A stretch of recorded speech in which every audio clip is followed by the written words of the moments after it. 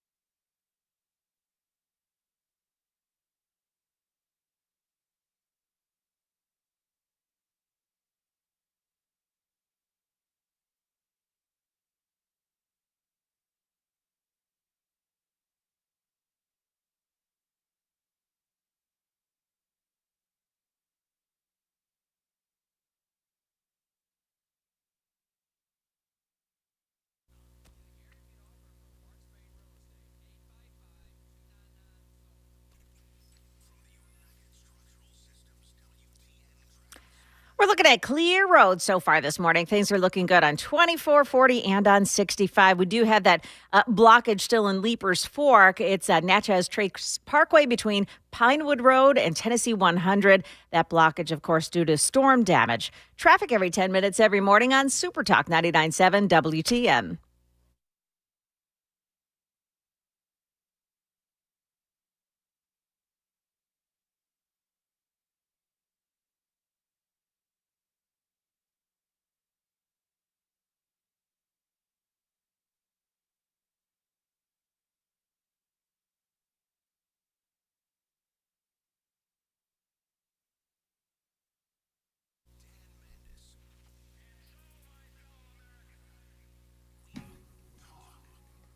.506 Nashville's Morning News on Super Talk 99.7 WTN. Good morning to your friends. Hope you are doing well, and welcome on in to a Friday.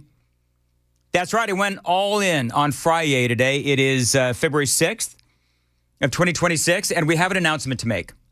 And you know, I take my announcements very seriously, Joan. Number one. There you go. Sam made it to work today. Thank you. Nice Thank you. job, Sam. Thank you very We're much. so proud of you. We are, you know, Sam, baby steps, buddy, baby steps.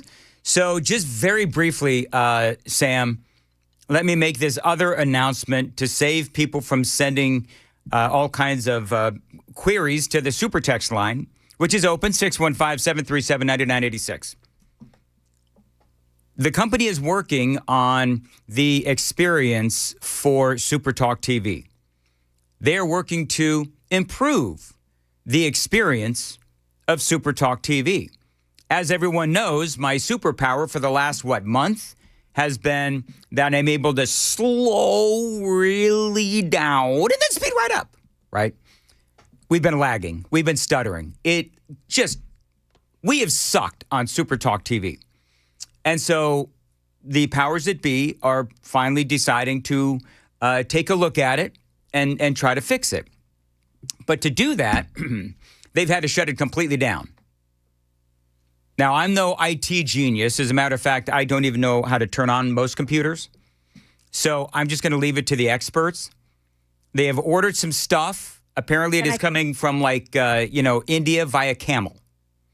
And so it'll be here probably like next week. And then they're going to try to rebuild the computer and do all the things necessary that they need to do to improve the experience for the Super Talk TV watcher. Joan? Am I a watcher? Oh, I don't know. You were going to say something and then I ran right over you. No, it's good. Okay, good. So that's what's happening with Super Talk TV. Now, I can't wait to see what they do to improve the experience. Because it's hopefully by the time this whole thing is over with, we won't have the lagging and they'll make some other improvements as well, some upgrades in the equipment. So we're all looking forward to, seeing when that happens. And right now, though, if you still want to hear WTN, you can. We are currently sending the audio to the YouTube and Facebook and Twitter and Twitch and all that. Correct, Sam? Yeah. Okay, good. So anyway, I'm hopeful that this is one step backward to make 3 steps forward here in the next several weeks when it eventually gets back online. I still think that people are going to be very, very disappointed. Well, they can't see Joan. Yeah. So, or your now classic and timeless reaction of not getting one of my jokes. There's that too.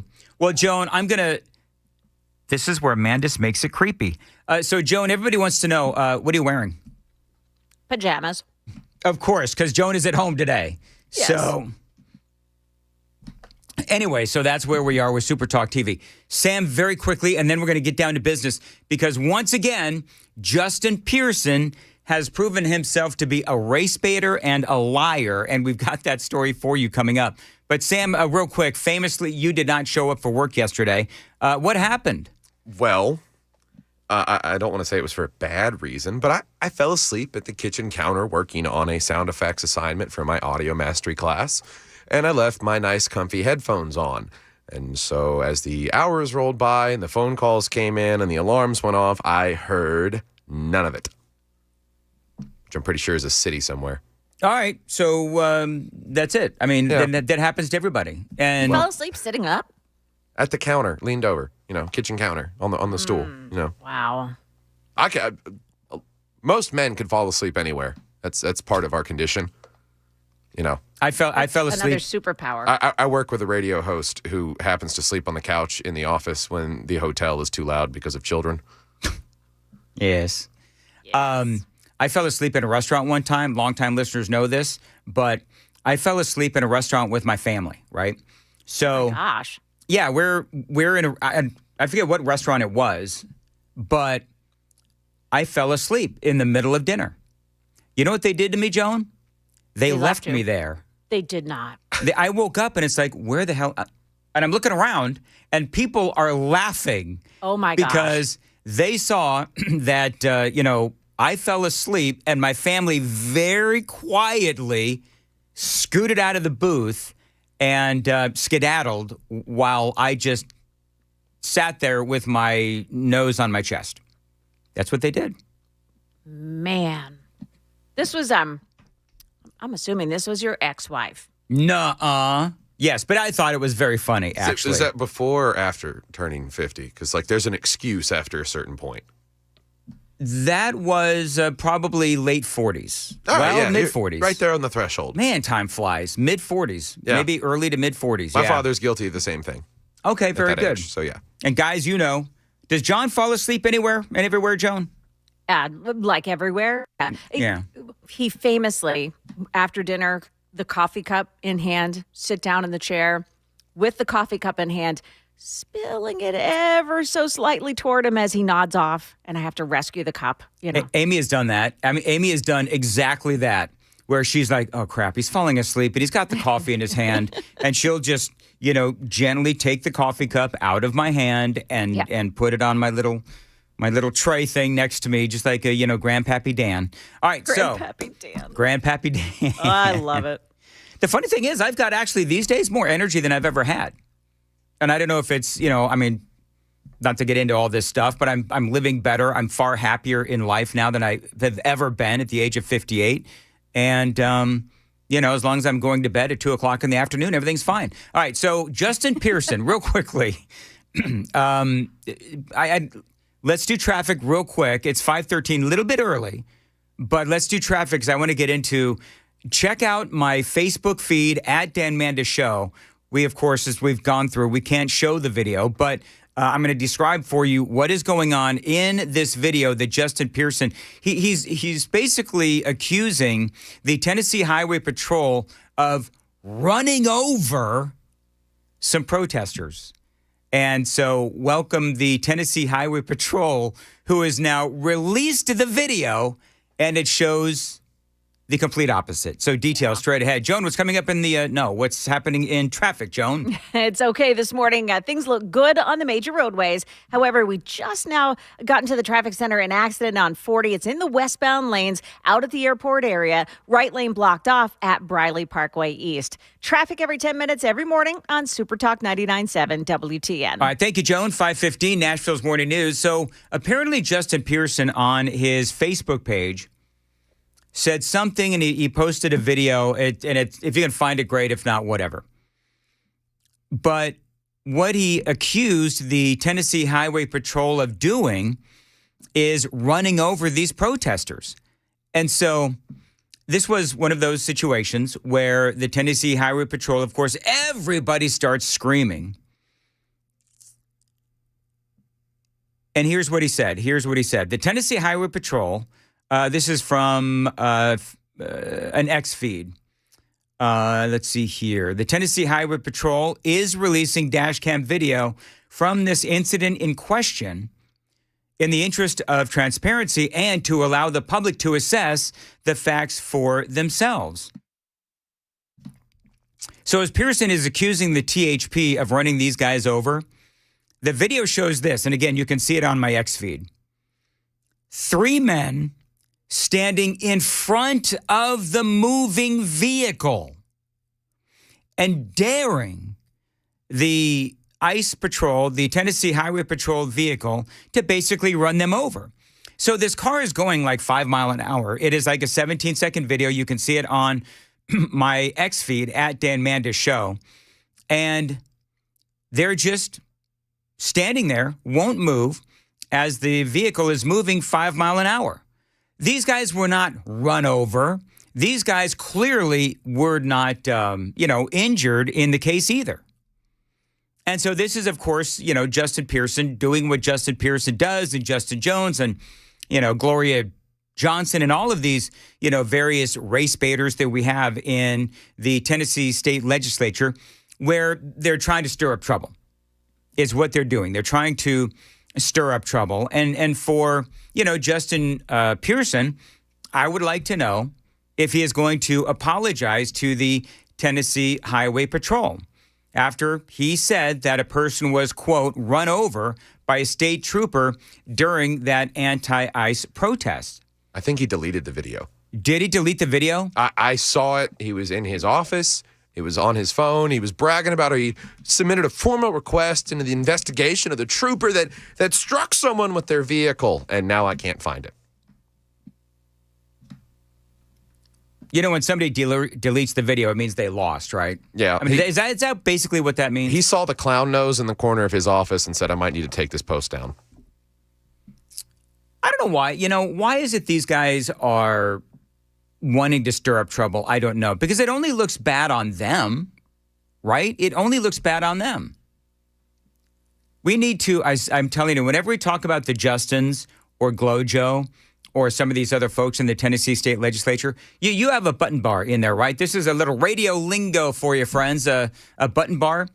We need to have just a button bar for clown music so that every time a Democrat comes up, we can play the clown music, because I think that personally it's kind of funny, actually, because what do we always say about the Democrats these days?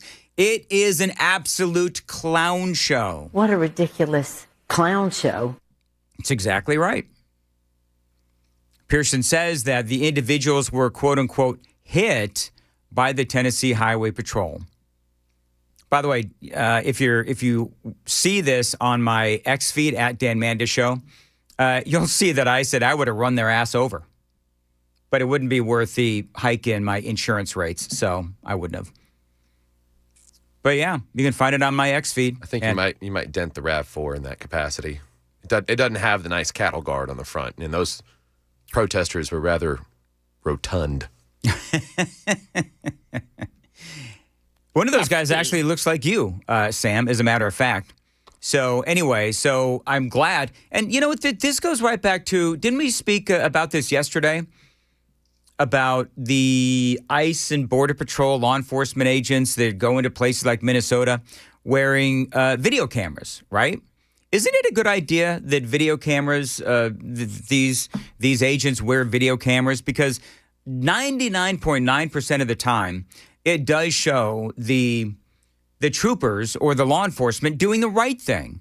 Joan, can you ever think of a time when a body camera, I'm sure it's happened, but where a body camera has actually shown the lawmaker doing something wrong, or the law enforcement officer doing something wrong? Like every time that I've seen video, it is exonerated the law enforcement officer.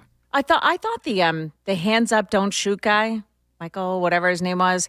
I thought that body camera Ferguson? video. Brown. No. Ferguson, Missouri, Michael Brown. Yeah, so that officer had his body camera footage running, and I thought it exonerated him totally, and he was still convicted.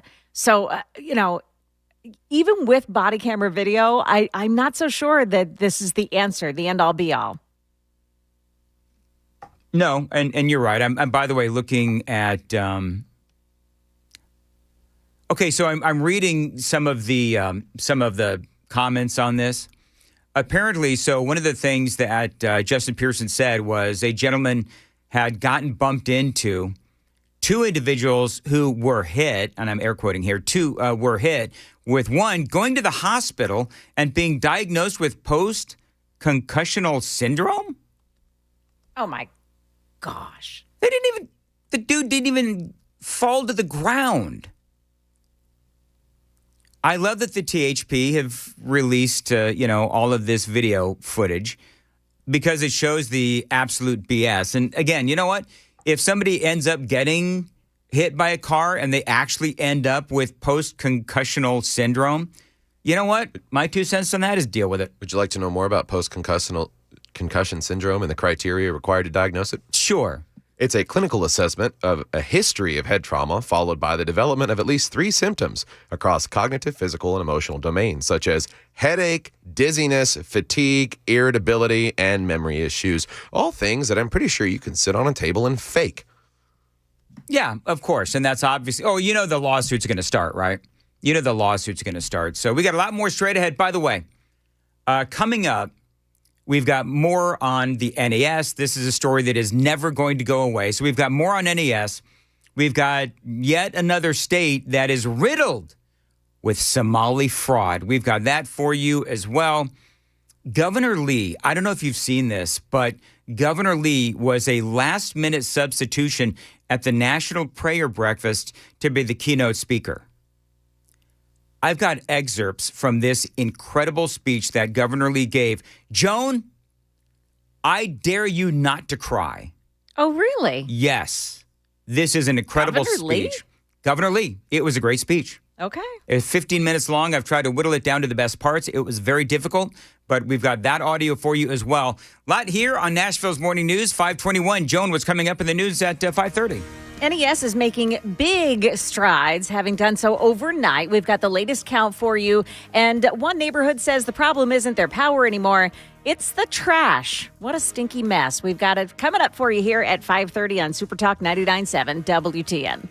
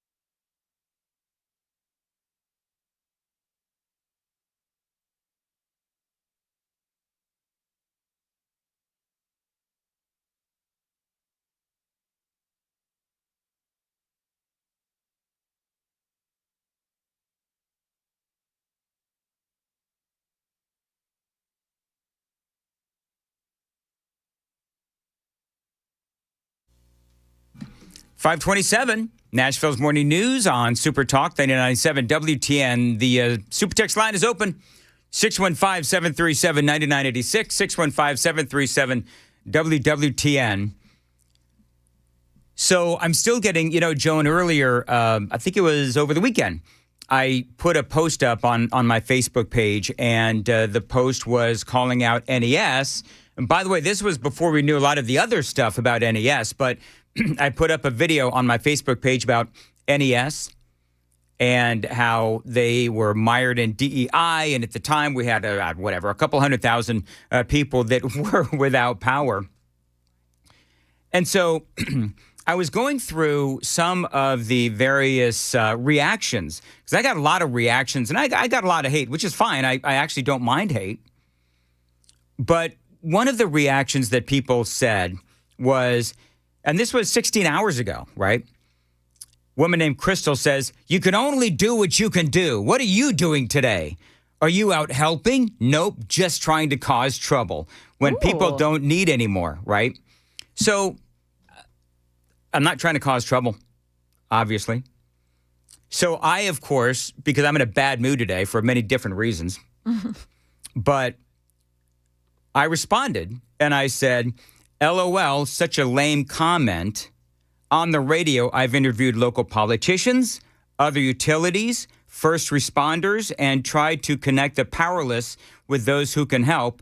What have you done?" Right? And so apparently some woman named Kathy says, "Rude. I will never listen to you."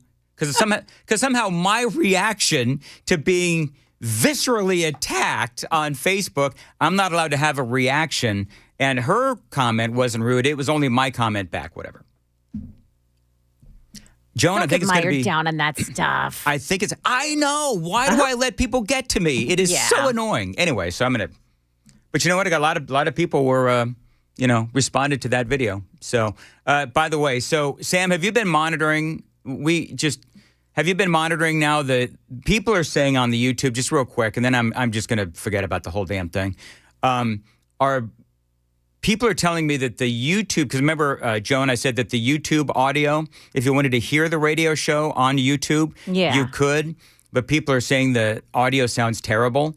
Yeah. So apparently trying to keep up live is constant buffering, according to the YouTubers. Now, what's weird, though, is that if you rewind it, because during the break, I rewound it, if you will, and it sounds fine. Yeah. So if you go back and just listen. If you put us in delay. If you put us in delay, we sound a hell of a lot better. So when I said that I'm in a bad mood, things go from bad to worse. It has been a crap show. And that's all I'm going to say. It is 5:30 on Super Talk 99.7 WTN.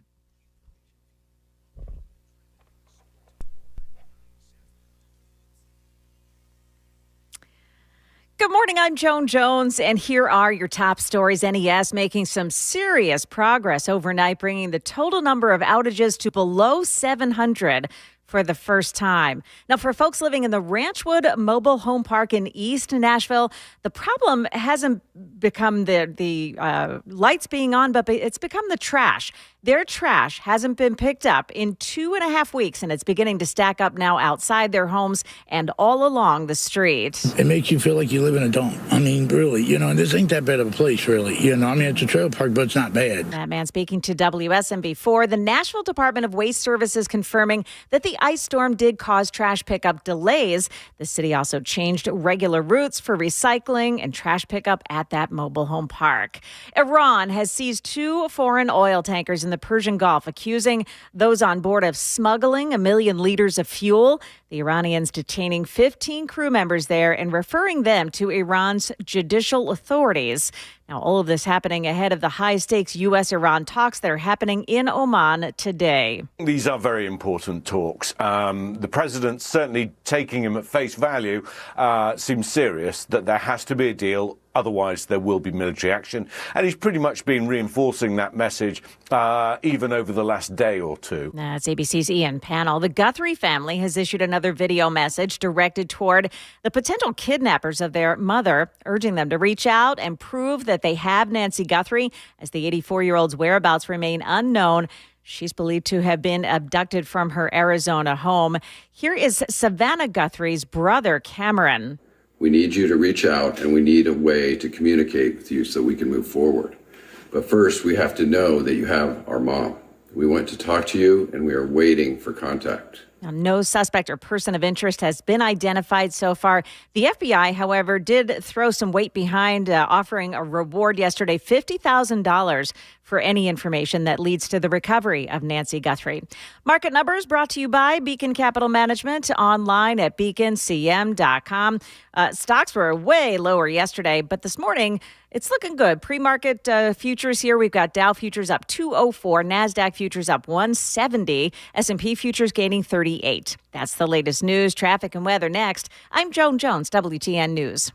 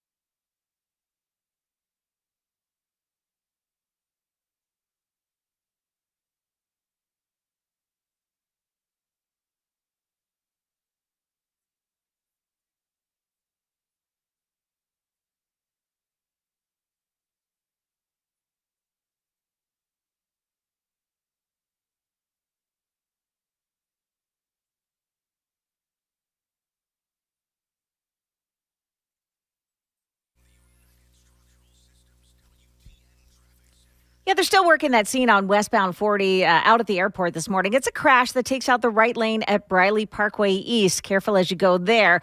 Otherwise, on the major roadway is looking good so far this Friday morning. Traffic every 10 minutes every morning on Super Talk 99.7 WTN.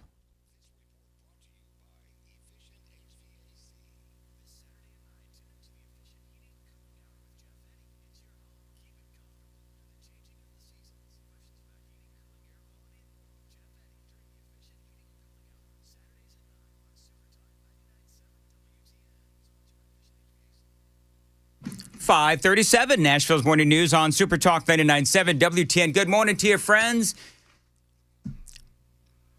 I got to tell you, Scott Besson is becoming my all-time hero. I just love him more now than I did before. Yeah, so, and when I say all-time hero, don't take me too seriously, but I mean, he is deliberately trolling. It was earlier in the week, it was the House of Representatives. Now he's taken to the Senate. Now, remember that we were talking, Joan, about Senator Chris Van Hollen? Yes. Out of Maryland. Mm-hmm. And he is, of course, Margarita Chris, right? He's the one that went to go have margaritas with Kilmar Abrego Garcia. Yeah. Maryland man, right?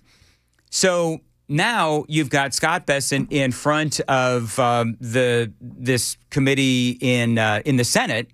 And they're supposed to be apparently talking about finances and that kind of a thing, financial security and oversight. But here comes Chris Van Hollen demanding that Scott Besson, who is the Treasury guy, apologize for Alex Preddy's death. Didn't go well for Chris Van Hollen. Listen to this. I want to give you a chance to retract a statement that you made on national TV. Alex Preddy was shot 10 times and killed by federal agents in Minneapolis. The administration, some in the administration called him a, quote, domestic terrorist. You suggested that Alex Preddy was culpable in his own killing because he had a gun in his waistband holster, which he was licensed to carry. Do you think, Chris Van Hollen here, do you think he's going to mention the fact that Alex Preddy was known to the local law enforcement there as a guy who was constantly going after them, attacking them, screaming in their face, spitting on their vehicle, and kicking out their taillight? Do you think that Chris Van Hollen is going to mention any of that? No, probably not. When asked, you said, quote, I'm sorry this gentleman is dead, but, and you went on to say he had a weapon, suggesting that he was culpable in his own killing. So, Mr. Secretary, today, would you like to retract that statement? I would not. And would you like to express remorse over the death of Ashley Babbitt here in the Capitol?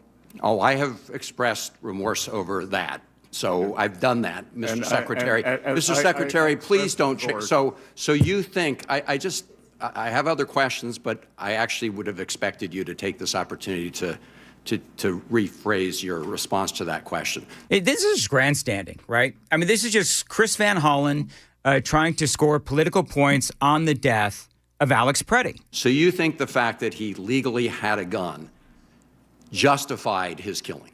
I didn't say that at all. You said, do you think he was culpable, partly to blame in his own killing because he had a gun? They did not say that. I'm asking you a question now. Do you believe he was in any way culpable for his own killing because he legally carried a gun? Again, this is an FSOC hearing. Yeah. So, but you're the Secretary of the Treasury. Why don't we talk about financial stability and oversight? Listen, Scott Besson is absolutely right. And I don't know exactly what it is that Scott Besson had to say about the death of Alex Preddy. But the reality is that there was some information that went out early that was inaccurate. But for Chris Van Hollen, I mean, I don't know what it is that Scott Besson said, but what I will say is that, yeah, you know what? Alex Preddy put himself in harm's way. You know what? This is such an old, stupid, anybody at this point, is there anybody whose mind is not made up about the death of Alex Preddy? Anyone at all? Mine is made up. He put himself in harm's way. I agree with Donald Trump. I hate when anyone is needlessly and unnecessarily killed. But sometimes, unfortunately, people do stupid things and they win stupid prizes. By the way, speaking of which, real quickly, we've been outlining the fraud in Democrat-run states like California and Minneapolis. And now, of course, we are getting information on even more fraud in Maine. Now, you'll remember that I presented a story to you a couple of weeks ago about what was going on in Maine, in Portland, Maine, and I think the other place is called Lewiston, Maine, where they've got all these doctors' offices.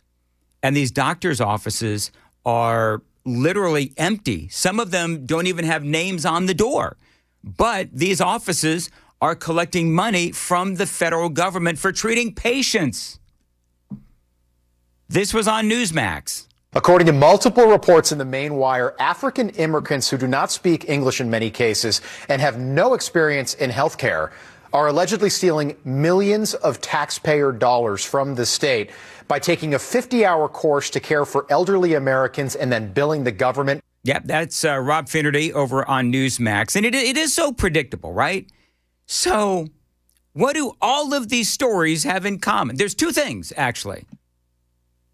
Two things that these stories all have in common. Number one, you've got either illegal immigration or legal migration, but either way, we're getting ripped off. And number two, you've got corrupt, fraudulent Democrats that are allowing this to happen. Now, in the state of Maine, you've got a governor and a state legislature, both run by Democrats.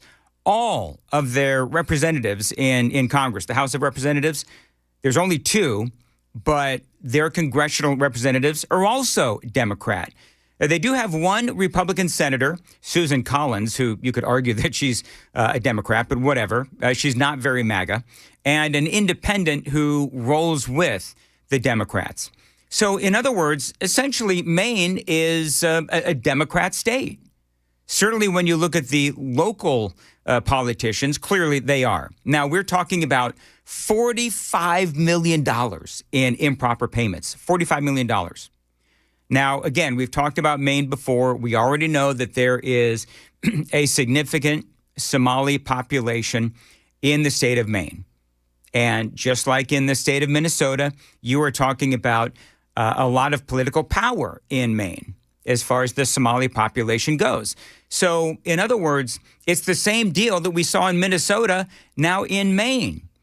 And now they're trying to figure out what in the world is going on. So Newsmax ends up interviewing the only media outlet reporting on all of this, the Maine Wire. Are these people actually providing the care and then billing the government, or is this similar to what we've seen in Minneapolis with the Somalian fraud? In many cases, no, but in some cases, unfortunately, yes. They're providing some semblance of care, but it really boils down to neglect and abuse. It would be better if the patients were fake in some of these homes, because the conditions that they're living in that have been described to me by eyewitnesses and people familiar with these operations are inhumane and deplorable. But I think it's important to understand that there's a diverse array of fraudulent operations happening in Maine. We have home care agencies that are essentially just P.O. boxes that send invoices to the Department of Health and Human Services and get paid. Yep, that is a guy named Steve Robinson from the Maine Wire. And basically, again, same story. Somali pirates, I'm calling them pirates, ripping off the state through the healthcare agencies. And he also spoke about these homes, these healthcare homes. They sound like convalescent homes. They sound like where old people go when you can't take care of them anymore, also disabled people as well, that actually have, adults in there, elderly and disabled. They're cutting corners so horrifically that these conditions are terrible. The residential care facilities where actual houses are being operated under the guise of providing care for disabled adults. Wow. And there are real adults in those houses, but they're cutting corners and they're overworking their employees. So you have employees sleeping and neglecting the people they're supposed to be taking care of. So we have multiple different programs, multiple different forms of fraud. And just last week, the Office of Inspector General at the Department of Health and Human Services issued a report saying that in 2023 alone, Maine improperly billed $46 million worth of Medicaid payments to the federal government. I mean, that is huge. So these homes have seen, listen to this, because imagine if this is, your parent. We've seen medication errors, residents wandering off, resident-on-resident sexual abuse, and of course, you have all of these things that have been going on. The state isn't doing anything about it. The state doesn't even want to, it seems, to do anything about it. You know what they do? The state of Maine? They find out about these things because there have been some investigations into this. And all the state does is they say, we just need to see some corrective action. As residents are wandering off and medication errors are taking place. It's incredible.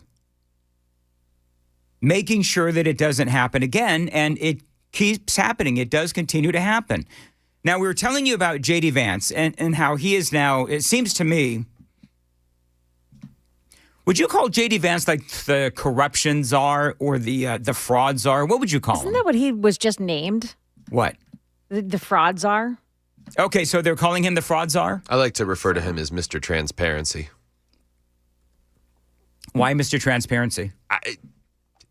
He's kind of been the only figure that hasn't had any gaffes, goofs, or anything of the like during this go-around of the Trump administration 2.0. You can't really point to something he said or done and mock him with it unless you're unless you're screwy. Unless you're one of those cat people where he talked about the what was it, the childless cat ladies? Remember that from way back when? He embraces the memes about himself and all that. Oh, absolutely. He can't laughs be made fun at himself. Of. Mr. Transparency. Actually, and just not to derail you here, but the president has actually named Colin McDonald, whoever that is, to be the lead on a new DOJ unit called the National Fraud Enforcement. But it's got to be confirmed by the Senate. I didn't even know this. The role will have nationwide jurisdiction over the issue of fraud, according to Vice President J.D. Vance. So I think J.D. is kind of leading it right now. Maybe when this guy gets confirmed by the Senate, all heck will break loose. Maybe J.D. is going to be like I don't want to say a figurehead because I think that J.D. will be hands-on. But I think it's going to be great that he is going to be, at the very least, somebody who talks a lot about this before we find out who is going to be leading this. This is what J.D. Vance said about the Childhood Leering Center? Is that what they called it, the Leering Center? Mm-hmm. You're leering, I think Minneapolis just really revealed how ridiculous it was. I mean, Jesse, this is the most low IQ fraud scheme imaginable. Like, it's almost shocking that you would have people running a daycare with the Quality Leering Center. If you're running a daycare and you can't spell the word learning or you can't spell the word kids, that suggests that maybe you should not be in early childhood education. And the fact that it was so obvious and so blatant does suggest a level of political corruption. And here's the do you know what's amazing about that whole Quality Leering Center story? They never bothered to fix it. No, they did. Like how long did it say Quality Leering Center before Nick Shirley found it? Then they fixed it. Yeah. But how long had it been Quality Leering Center? Since its inception. Right. And how long had that been? I mean, I have no idea. Years, but yeah. I mean, if you left that sign, Quality Leering Center, up there, clearly you don't care. And clearly you are arrogant and you don't believe that you're going to get caught. So now, Colin McDonald, let's hear about him. Colin McDonald named an assistant attorney general for fraud enforcement a week ago. Apparently this was announced. McDonald is currently serving as an associate deputy attorney general at the Department of Justice and has worked as a federal prosecutor. according to his LinkedIn profile. But the really funny part is the way Time magazine wanted to title it. Trump names first ever fraud czar, raising concerns of politicized investigations. All right. Spare me your selective outrage. So we'll see how it goes. But there's a lot of fraud out there. I mean, you want to talk about low-hanging fruit? California, Minneapolis, now Maine. I'm positive there's fraud that is going to be found in a place like Illinois, Chicago, Illinois. Ohio is another one. They talk about Columbus, Ohio, right? So there's going to be a lot more to come on this. This is not going away. And honestly, I think that the Republicans would really be smart to, just from a political standpoint, you continue these investigations all the way into the midterm elections because, again, what do all these stories have in common? Democrats. It is 5:52. Joan's got the news coming up at 6. Joan. Up ahead here on Super Talk, a Metro police officer was fired upon this morning. We'll give you details on what happened there coming up at 6 o'clock on Super Talk 99.7 WTN.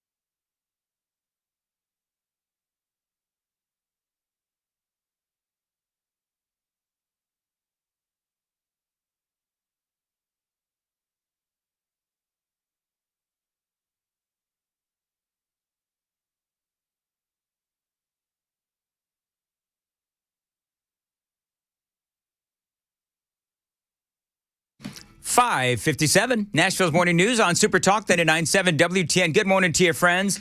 Super text line is in fuego with a whole bunch of people talking about the previous segment. 5433 talking about the fraud now that we've seen in the state of Maine. So we're talking about Maine. I laid out just how Democrat they are. So you've got the state of Maine. You have the state of Minneapolis. You have, of course, the state of California, 5433. What a coincidence, all this corruption in the blue states. Now, 0181, actually, Joan and Sam brings up a really good point. Who is teaching them to commit this fraud? There's no way these are not connected. But that's a great point. Like, you got a bunch of Somalians, and somehow somebody is teaching them how to rip off the federal taxpayers. By the way, I will remind you that all of the fraud that I'm told you about in the previous segment, that's all our taxpayer dollars. I mean, we pay millions, billions probably in federal taxpayer dollars. So, I mean, this is our money that is going to this fraud. And yeah, who taught them how to do this? I mean, it's got to be the Democrats, right? Well, so during the open border flooding that was the Biden administration, we had all these people coming in, right? You get a phone, you get a court date, you get told where to go for your immigration hearing and all that. And then, of course, you're going to get involved with these activist groups and these organizations. They're going to teach you how to get your aid in some capacity. And so it may have been some innocent, helping out of people that are from a land where they literally pirate other ships by boat with armed soldiers, essentially. Yep. You're telling me I can request this funding from the government and they're never going to come and check on me? Right. I feel like it's just a natural... So then don't we have to take a look at the lawyers, all those pro bono lawyers that were working for the Biden administration or for these people coming through the border and directing them on how to do things? I mean, don't they need to be looked at? Absolutely. By the way, if I said that Minneapolis is a state, Did you say that? Apparently I did. Minneapolis, Minnesota. I know. No, Minneapolis is in a state Minnesota. of despair. There you go. Good, Sam. So all the fact checkers on the super text line. Listen, fact check me all you want, friends. By the way, 9976, I bet every state has corruption. I would be willing to bet that's true. The question is, which states actually try to fix their corruption? Probably the ones with the lowest cost of living. Yeah, okay. Or I would say the ones with conservatives who take a crime actually seriously, like ours, which is, by the way, why the state legislature is looking so hard at the at NES, because there's a lot of, I don't know if you want to call it corruption. I don't know if you want to call it incompetence. Well, we can't. I was going to say, hey, let's do a Daily Tan poll on YouTube. But I guess the question is, if you want to... For the 5 people that are still there. There's nobody there. So, but a question you can ask amongst yourselves. Do you think NES, is it corruption or is it incompetence or is it all of the above? Answer me in the super text line, 615-737-9986. Got a lot more straight ahead on Super Talk 99.7 WTN.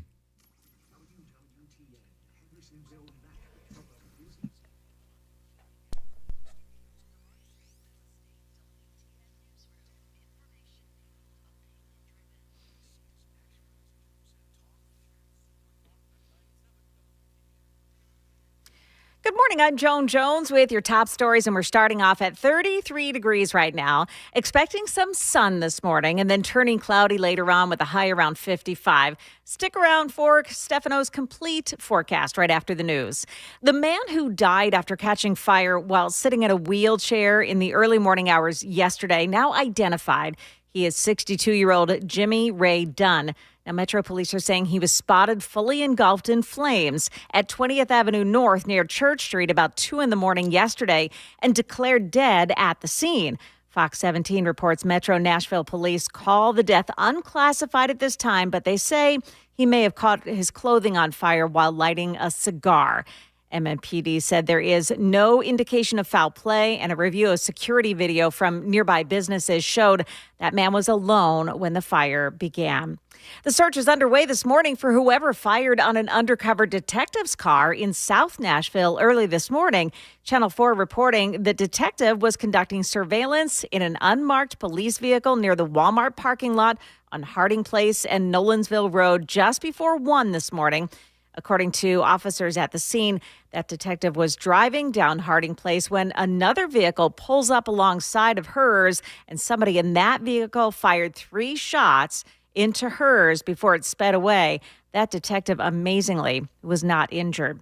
Luigi Mangione is back in court this morning on his state murder case as the judge there is weighing the timeline of his probable trial. While a judge last week scheduled Mangione's federal trial to begin in the fall, prosecutors with the Manhattan District Attorney's Office argued the state case should go first and have asked for a July 1st trial date. Mangione's lawyers have pushed back on the request for a summer trial, calling it unrealistic and arguing their team needs more time to prepare. A judge will hear arguments this morning to potentially decide whether the state or the federal case will go first. Peter Haralambous, ABC News, New York. And there are questions about the influence of Luigi Mangione's actions. Police have filed charges against a Virginia man who was spotted last summer at the home of a top official in the Trump administration. ABC's Nicole D'Antonio has that story from Washington. A man from Maryland faces attempted murder charges after police say he showed up at Russell Vogt's home. Vogt is the director of the Office of Management and Budget, and officials say that 26-year-old Colin DeMarco was seen on the doorbell camera at Vogt's home in Virginia wearing gloves, sunglasses, and a mask. A neighbor said he appeared to have a gun under his shirt. And officials in court have claimed that DeMarco spoke of his admiration for Luigi Mangione. Market numbers brought to you by Beacon Capital Management, online at beaconcm.com. Major market indexes fell sharply in Thursday trading, dragged down by falling technology stocks. The Dow was down 593 points at closing. The S&P lost 85 points, and the Nasdaq fell 364 points. Shares of Google's parent company Alphabet fell despite strong quarterly profit reports as investors question the company's heavy investment into artificial intelligence. Cosmetics maker Estee Lauder fell by more than 20% despite raising its financial forecast for the year. The company is bracing for tariffs to wipe out about $100 million in profits. Chipmaker Broadcom showed gains. Shares were up about 3%, helping limit the S&P's losses. Shell's CEO says the company is well placed to invest Venezuela's oil. In a quarterly profits call, he said the company had been working with Venezuela even before the Trump administration's interventions there. Pizza Hut has announced plans to close 250 U.S. restaurants in the first half of this year. Mike Dubusky, ABC News. And stock futures looking up. The Dow futures plus 241, NASDAQ futures gaining 181, and the S&P futures, they are plus 40. That's the latest news. Traffic and weather next. I'm Joan Jones, WTN News.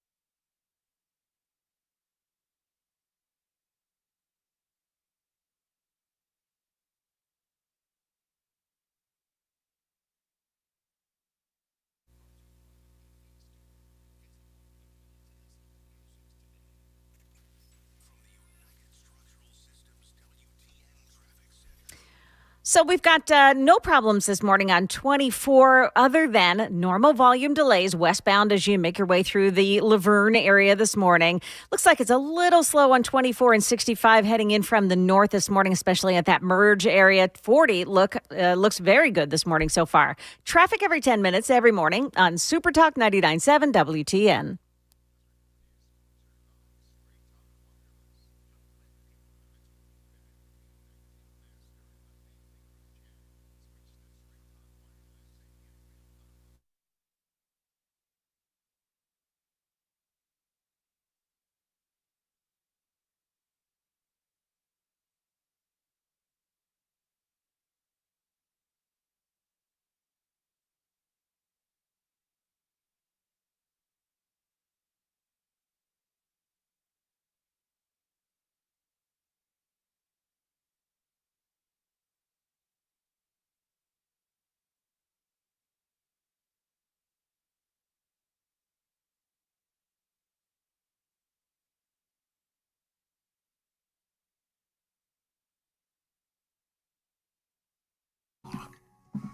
.607 Nashville's Morning News on Super Talk 99.7 WTN.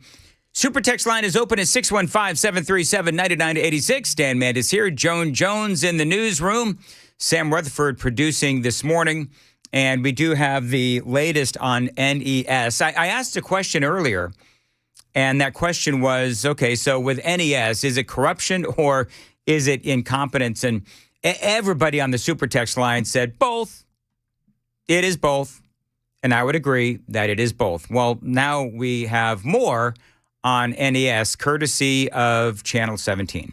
As hundreds remain in the dark 12 days after this winter storm, some NES customers tell Fox 17 News they can't report their continued outage. That's because NES thinks their power is back on. So apparently now there's a problem with the website. Is there anything that NES does not screw up? So the last couple of days, we've told you about the failures of the Nashville Electric Service text messaging system, where people, $250 million, where people were told that their power was back on, only to find out, no, it wasn't. That $250 million text messaging system, they ultimately had to pull it offline. Now, yeah, we find out their website is glitching. Oh, my gosh. Is there anything affiliated with NES that doesn't glitch? I mean, can somebody tell me one thing that has not glitched from NES? Because, and no, I'm not going after the linemen. The linemen' heroic work. And by the way, you'll notice, Joan, because I know that we've all been tracking the numbers, you'll notice that once we got the proper amount of linemen here, that it was pretty quick to get everybody's power back on. I guess we have, what is it now, 200 that are still without power? Is that what it is? No, it's like 600. 600. So 600 people currently without power. But, I mean, to say that NES is glitch-laden would be an understatement. Shavaris Cross is one of at least a dozen people who live in Sojourn Nolensville in South Nashville who are still without power. The NES outage map doesn't show outages in her area, so she says she was hopeful her life would be back to normal. But when she got to her apartment, the lights were still out. It's assuming that we're on, but we're still in the dark. So this poor woman has been, just like the text people, where they were told that their power was on, they get home, and it's not. Same with the website. So this poor woman that Fox 17 interviewed has been calling and calling and calling and cannot get to a live person. She can't use the automated system because she said her phone number required that she speak to a live person. Cross says a representative told her there are some issues with the system. I also reached out to NES asking about the accuracy of the website. In an email response, the company says, "We are still working to get back to you on the request. We are currently prioritizing restoration efforts to get all of our customers back online." So if you're keeping track, and Joan, if I missed anything, let me know. We had the IBEW union accusing NES of not hiring them during the storm, and it's in its aftermath, meaning they didn't have enough people. You had the lack of engineers or people who understood the grid so that linemen could get the system back up and running quickly. You, of course, have the focus on DEI. You had the focus on the tree canopy as opposed to making sure the trees were trimmed and trimmed appropriately. You have the confusion over whether or not they actually spent their budgeted money on tree trimming or if they cut the budget. We still haven't figured that out. As far as I can tell, they were lying about the budget.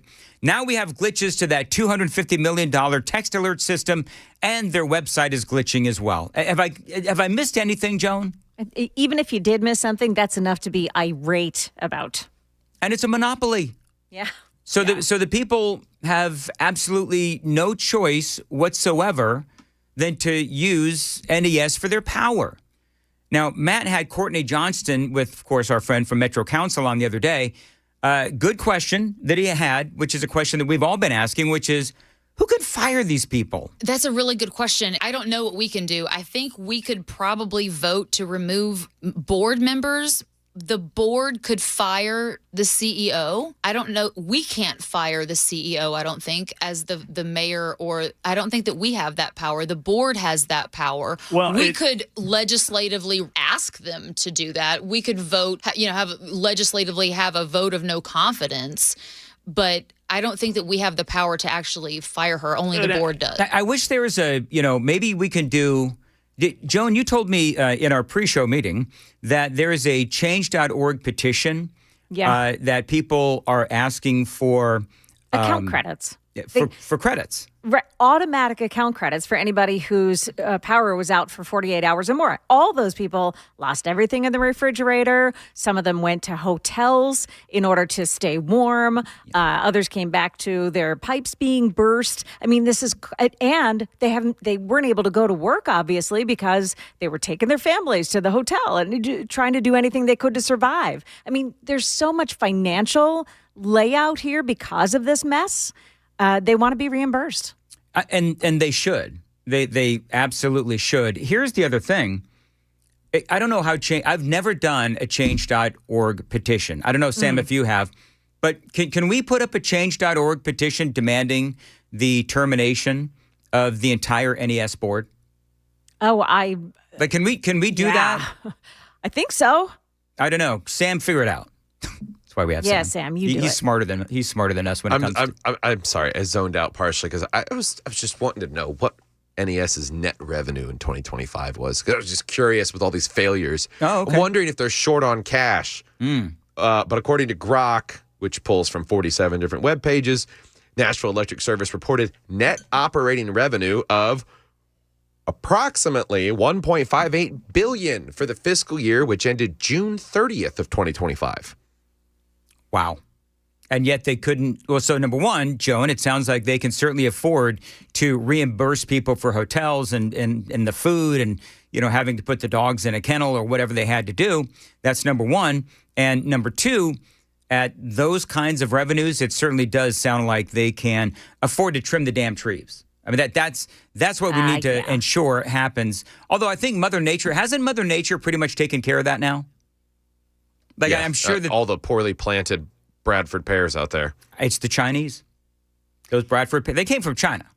Yeah, but it's not just them. I mean, I saw magnolias, beautiful, huge magnolia trees just decimated. It's terrible. My oak tree in my front yard said, it's nothing. Yeah, but the Bradford pears are the ones that cause me allergies. So there you go. I cry for no Bradford pear. China? 6:15, time to check the roads on WTN.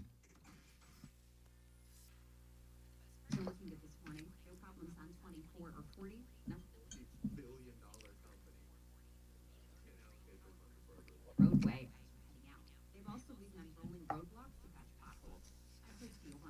6:15 on Nashville's Morning News, Super Talk 99.7 WTN. As far as your weather goes, partly sunny today. Breezy in the afternoon, a high of 53, going to feel like 49. Appreciate you listening to Nashville's Morning News on Super Talk. You know what an NES reminds me of is that, and we were recording the podcast yesterday, me, Matt, and Chris, and it occurs to me that we've had the same conversation regarding Dr. Adrian Battle, right? The leader of the Metro schools, who has been targeted with multiple lawsuits that have cost the district millions of dollars. And there were a lot of folks that were making accusations against Dr. Battle from these multiple lawsuits. There was a clear lack of transparency. The media was not allowed to ask questions. And remember, it was like a week where I had something on the inability of anybody to hold Dr. Adrian Battle accountable and costing the Metro Nashville School District millions of dollars in lawsuits, and nobody can fire this woman. Don't forget her six-figure bathroom upgrade. And the six-figure bathroom upgrade. And so expensive poops. Where the board, clearly with Metro Nashville Schools, the board is either clearly terrified of Dr. Adrian Battle or they're beholden to her.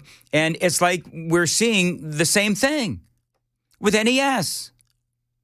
So here we are, yet again, in a position where someone needs to be fired. It is clearly need to be fired, deserves to be fired, but Teresa Broyles-Applin, the CEO of NES, will not be fired. You want something to make you more mad about it? Oh, please, Sam. They don't pay taxes. What? Yeah, NES makes payments in lieu of taxes or tax equivalency payments to local governments instead of paying regular taxes, which that's common for municipal utilities, but it is a not-for-profit and it's municipally owned. It's actually one of the largest public utilities in the U.S. Yeah. And yet we have swaths of issues everywhere. Do you know what I would ask, though? Here's my question, though. I want you to think about this. And, Joan, you can chime in, too. Because this is such a major utility, then why couldn't they get someone with experience at a previous utility to run it?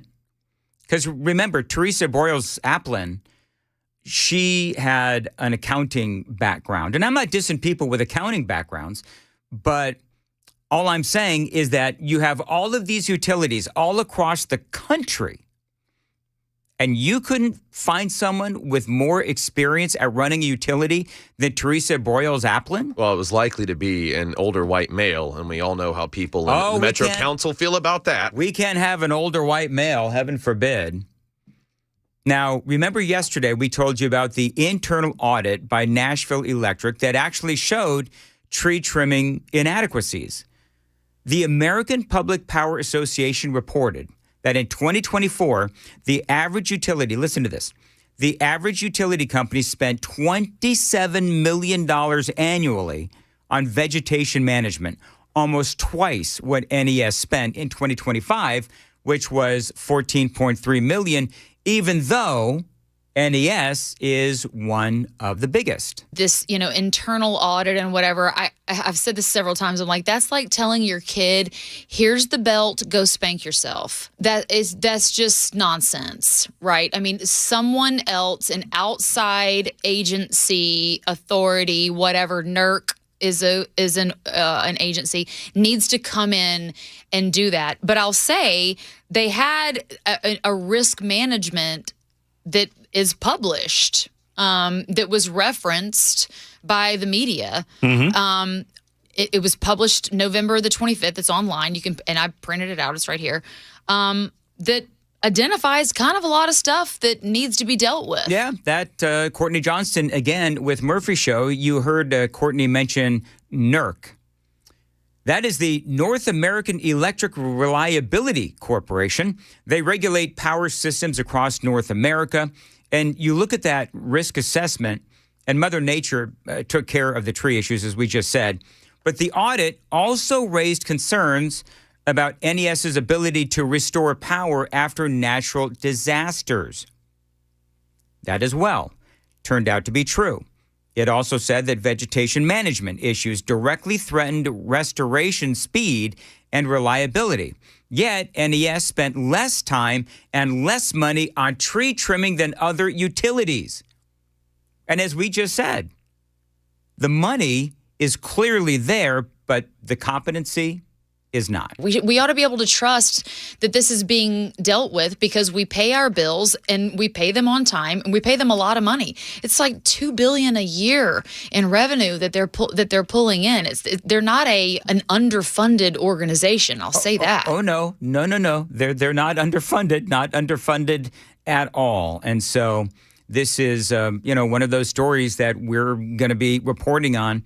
I don't believe, and I've said this 1,000 times, I don't believe that old Freddie's 9-person commission is going to do an adequate job of holding anyone accountable. Simply don't. 621 Super Talk 99.7. Super Text line is open. 615-737-9986. 615-737-WWTN. Coming up, I will say that Bill Lee has a lot of haters, certainly amongst the left and also on the right. But he was put in a bit of a pinch yesterday when he was notified at the very last minute, Governor Bill Lee, notified at the very last minute that he was going to have to do the keynote address at the National Prayer Breakfast. I'm going to play some audio bites from this. It was an incredible speech. That and a whole lot more straight ahead on Nashville's Morning News for a Friday. And Joan has the news coming up at 6:30. Joan. Yeah, a guilty plea in a child abuse case, and the details here are just horrifying. It's coming up at 6:30 on Super Talk 99.7 WTN.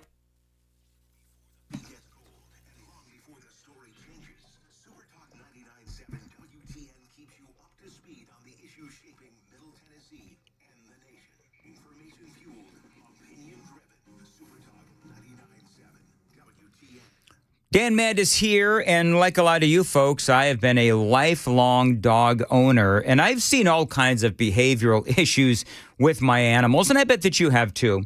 If you've got a dog that does need some behavior training, my buddy Jeff and his crew at Ridgeside Canine Nashville, now they can help you. I do call these folks the dog whisperers. They've helped thousands of dogs and their owners over the last 25 years solve behavioral issues. And yes, they can help you as well.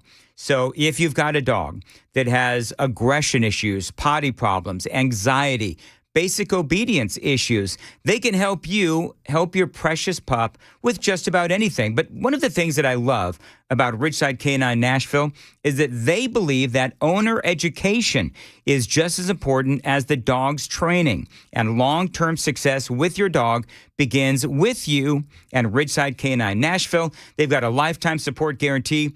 They are there for you 24/7.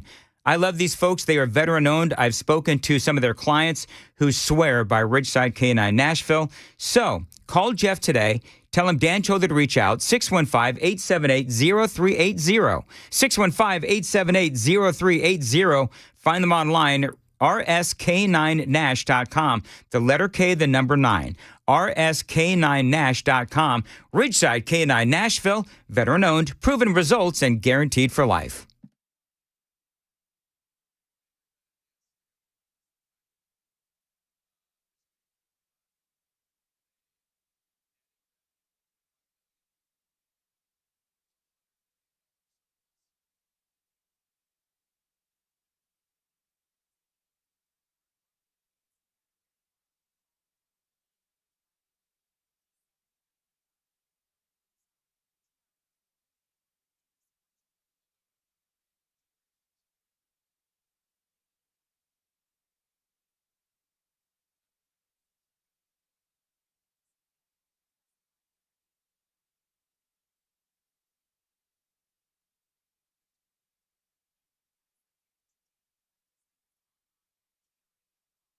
Call 800-583-5795. That's 800-583-5795. Tax Relief Advocates. Real solutions for real people. Dan Mandis here for my friends at the Generator Super Center. We're sitting here talking about the incompetence of NES and perhaps the corruption as well. Clearly, we cannot depend on local utilities or municipalities or the government to keep the power on. You need to be responsible for yourself. I'm doing this in my home. I'm calling my friends at the Generator Super Center to talk about backup home standby generators, and you should as well. I need to figure out my needs. How about you? Now, I learned how important generators were during power outages during my time in Indiana.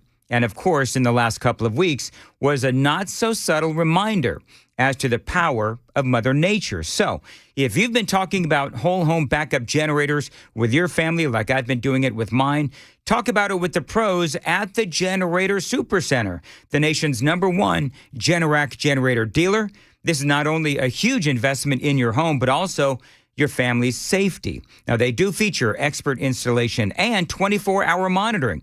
They're not going to leave you in the dark, and financing is available. 615-879-1952, 615-879-1952, Generator Supercenter of Nashville.com.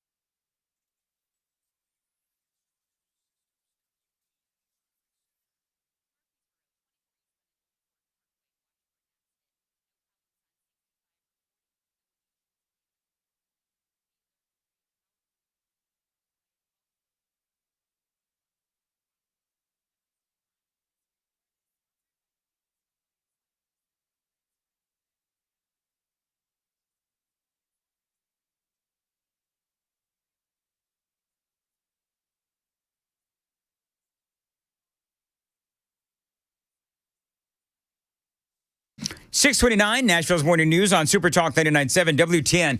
Joan, the WTN faithful are sticking up for you. Oh, is that right? Well, you know that I'm a member of the patriarchy. And Clearly, yes. 4899 says, good morning, Miss Joan. Do you feel privileged?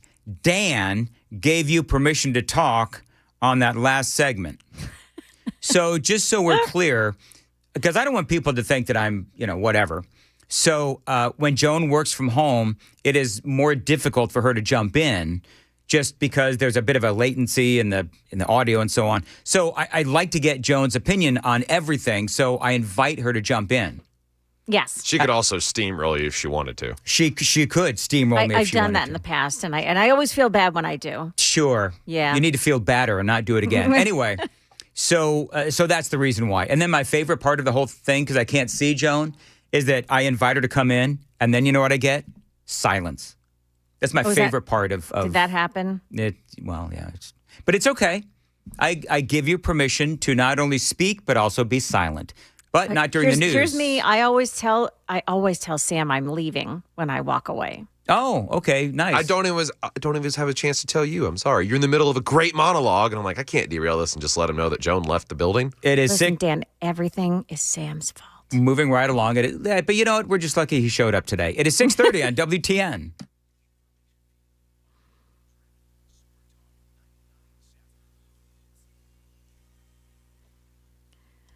Good morning. It is now 6:30. I'm Joan Jones with your top stories. And right now, NES is reporting 675 outages. They report having made significant progress overnight. However, as we've been hearing from Dan, some of those customers say even though they've been informed that their power is back on, it's not.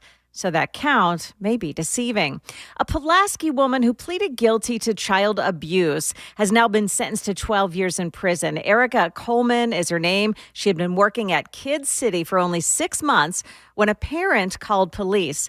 This was in March of last year. News 2's Peyton Kennedy said after an investigation, that woman was charged with a 197 count indictment.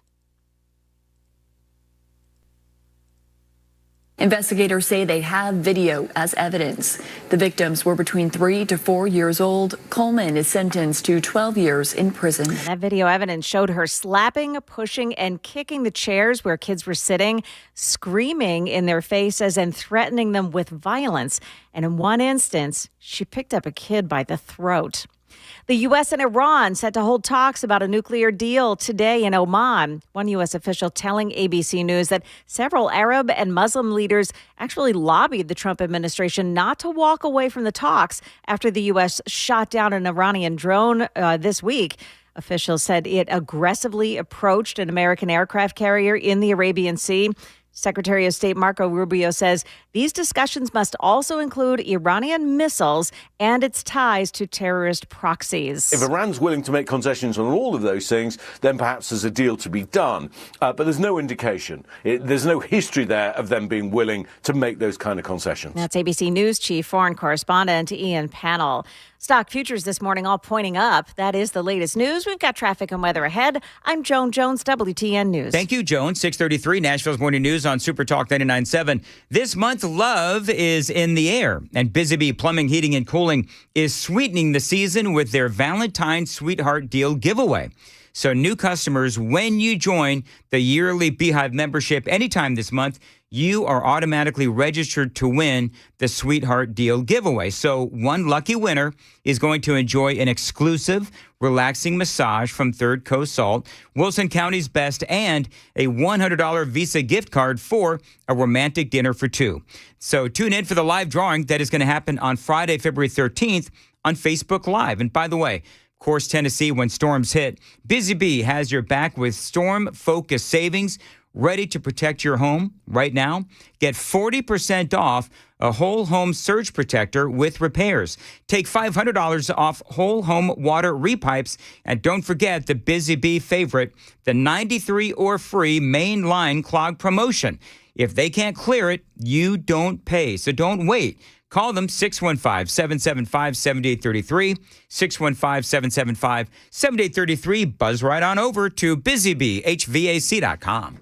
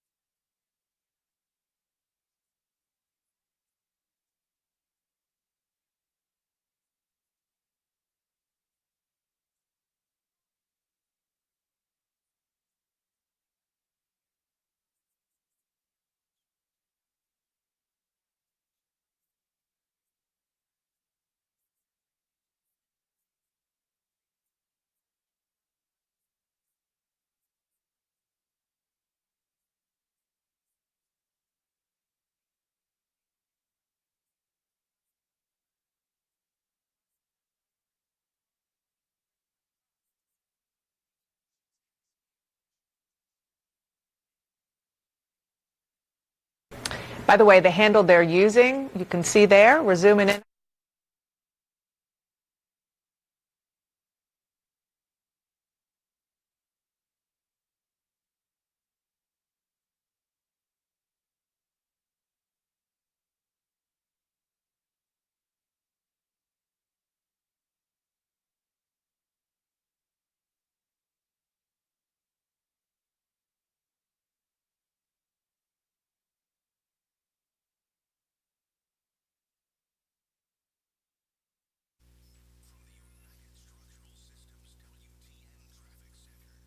So there is a crash this morning on eastbound 24. It's at the Old Fort Parkway ramp, the off-ramp there, and the right side of that off-ramp is blocked off. No problems this morning otherwise. 24 just running slow in all the normal spots, and same thing for 24 and 65 heading in from the north. Traffic every 10 minutes every morning on Super Talk 99.7 WTN.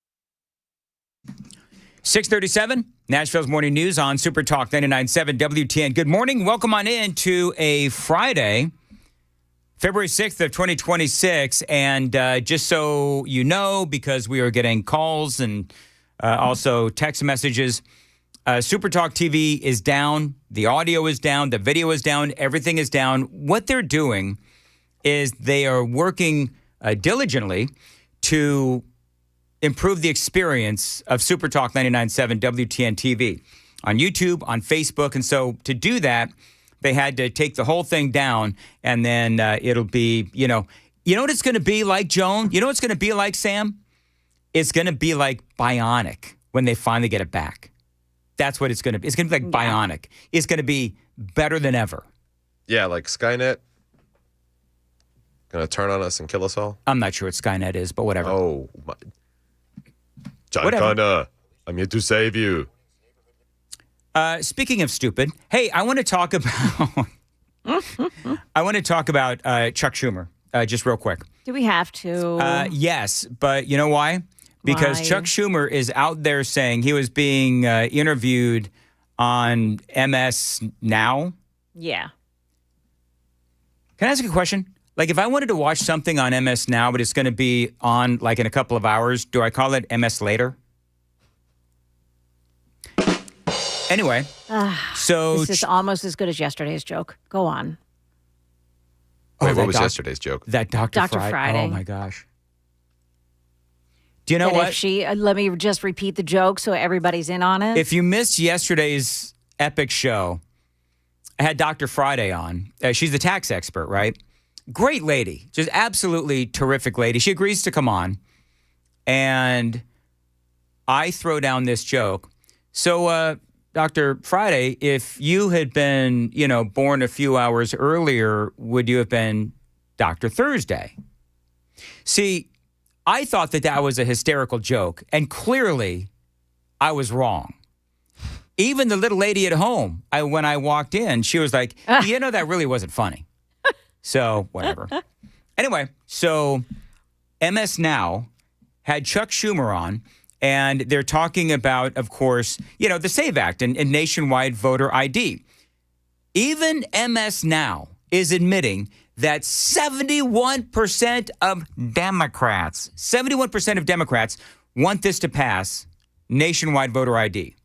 Now, the politicians are not included in that clear 71% because the politicians know that they need the padding so that they have the ability to cheat. But listen to what Chuck Schumer says. You ready? Jess, there's a new Pew Research poll that 95% of Republicans, but also 71% of Democrats like this idea. So why do you not? It's Jim Crow 2.0. Oh, my God. They're actually going with it's Jim Crow 2.0. Well, They're actually doing that. He couldn't even get it out of his mouth because he knows it doesn't make any sense. Can you imagine? Yeah. Having to peddle this line of crap every day? I really feel like Hakeem Jeffries told him to say that. Like, well, but do you know what he's doing? What Chuck Schumer is doing is he's calling his own party racist. If 71% of Democrats are guilty, according to Chuck Schumer, of trying to implement Jim Crow 2.0, then he's calling his own party racist, which I believe that his own party is racist, but he's confirming it. And you're right, he couldn't get it out because he knows that he's trying to peddle a line of crap. Do you not? It's Jim Crow 2.0, and I called it Jim Crow 2.0, and the right wing went nuts all over the internet. That's because they know it's true. What they're trying to do here is that what it is? It's because it's an insult to the Black American population. Is that because we know it's true, Chuck? I mean, please. Do me a favor, Sam. I've done this a couple times, but I don't have the notes handy. Look up the basic bullet points of Jim Crow 2.0, because I want to compare and contrast the SAVE Act, where basically what they want to do, and I do understand there's states' rights and all that. There's arguments against it, but when you look at really the basic tenets of the SAVE Act is you need ID to register to vote, and there's going to be a new version coming in that is going to say that you need ID every time you vote. And so it's making its way through, and we'll see what the Senate does. But, I mean, for Chuck Schumer to try to peddle the same line of complete and utter BS that we've heard for, years. And clearly the American people are over it, including Democrats. Same thing that was done in the South for decades to prevent people of color from voting. For instance, if you change, you're a woman who got married and changed. Oh, here we go, Joan. It's if you're a married woman and you changed your name, you're not going to be allowed to vote. Change your last name, you won't be able to show ID and you'll be discriminated against. If you can't find a birth certificate or a proper ID, you'll be discriminated against. This is vicious and nasty. And I said to our Republican colleagues, it will not pass the Senate. You will not get a single Democratic vote in the Senate. We're not reviving Jim Crow all over the country. And when the American people hear what exactly it is doing and what its intent is doing, they're going to be against it as well. Whatever. All right, so just I don't want to revisit like the whole history lesson of Jim Crow. Yeah. But just give me some of the more horrific bullet points. Yeah, segregation in public life. That would be public transportation, schools, public facilities, other areas like phone booths. I didn't know that. Oh, you didn't know that? I didn't know about the phone booths. Black folks couldn't use phone booths. They couldn't use drinking fountains. The whole thing. They couldn't use bathrooms. They couldn't use There's like white-only bathrooms. So they call it disenfranchisement, voting suppression, companion laws and practices like poll taxes, literacy tests, white-only primaries, and property requirements or other barriers, economic and social oppression, limiting job opportunities, prohibiting interracial marriage in many states, enforcing etiquette rules, allowing or encouraging extra-legal violence, lynchings, intimidation to maintain control. Whereas any elements of the SAVE Act that you could say would be similar would just be the proof of citizenship. That's the only thing that you could draw to be similar. Well, and it's not. It's not verification on race. It's verification on the status of your citizenship. It's verification, period. Yeah. So somebody can be from Poland. I'm trying to think of like white-skinned people. South Africa, that cop in Illinois that was an illegal migrant. South Africa, Poland, whatever, and they are dealing with the same issues. They're not going to be allowed to vote. So when you have people here in this country, and so many of the American people say, oh, yeah, absolutely, people should be required to go through the process of proving who you are and that you are legally in this country. And by the way, a lot of people, when they talk about, and Joan and I spoke about this yesterday, where you have all these people like Chuck Schumer saying, well, it's discriminatory against married women. Well, it's really not, because the states are putting together a process, and I'm sure Tennessee already has one, where all you got to do is go through, one extra little step, whatever it is, to prove you are who you are. And I don't know what else to tell you, but I don't think that we're being unreasonable to want free and fair elections. No, but it's because they'll lose their ability to potentially have fraudulent elections, and they don't have the guts to come out and say that the Democrats believe that people who can't obtain ID are too dumb to do it. They won't say that because it'll make them seem racist. All right, because they are. Now, coming up, some epic audio from Stephen A. Smith, who throws down against Chuck Schumer. It is all straight ahead. 6:40. Yes, Joan. I was just laughing at it. Oh, okay. Stephen A. Smith can go, he swings wildly in both directions. And I always love to hear when he comes out against the left. Oh, yeah, absolutely. All right, we'll hear that coming up next. It is 6:46. Time to check the roads on WTN.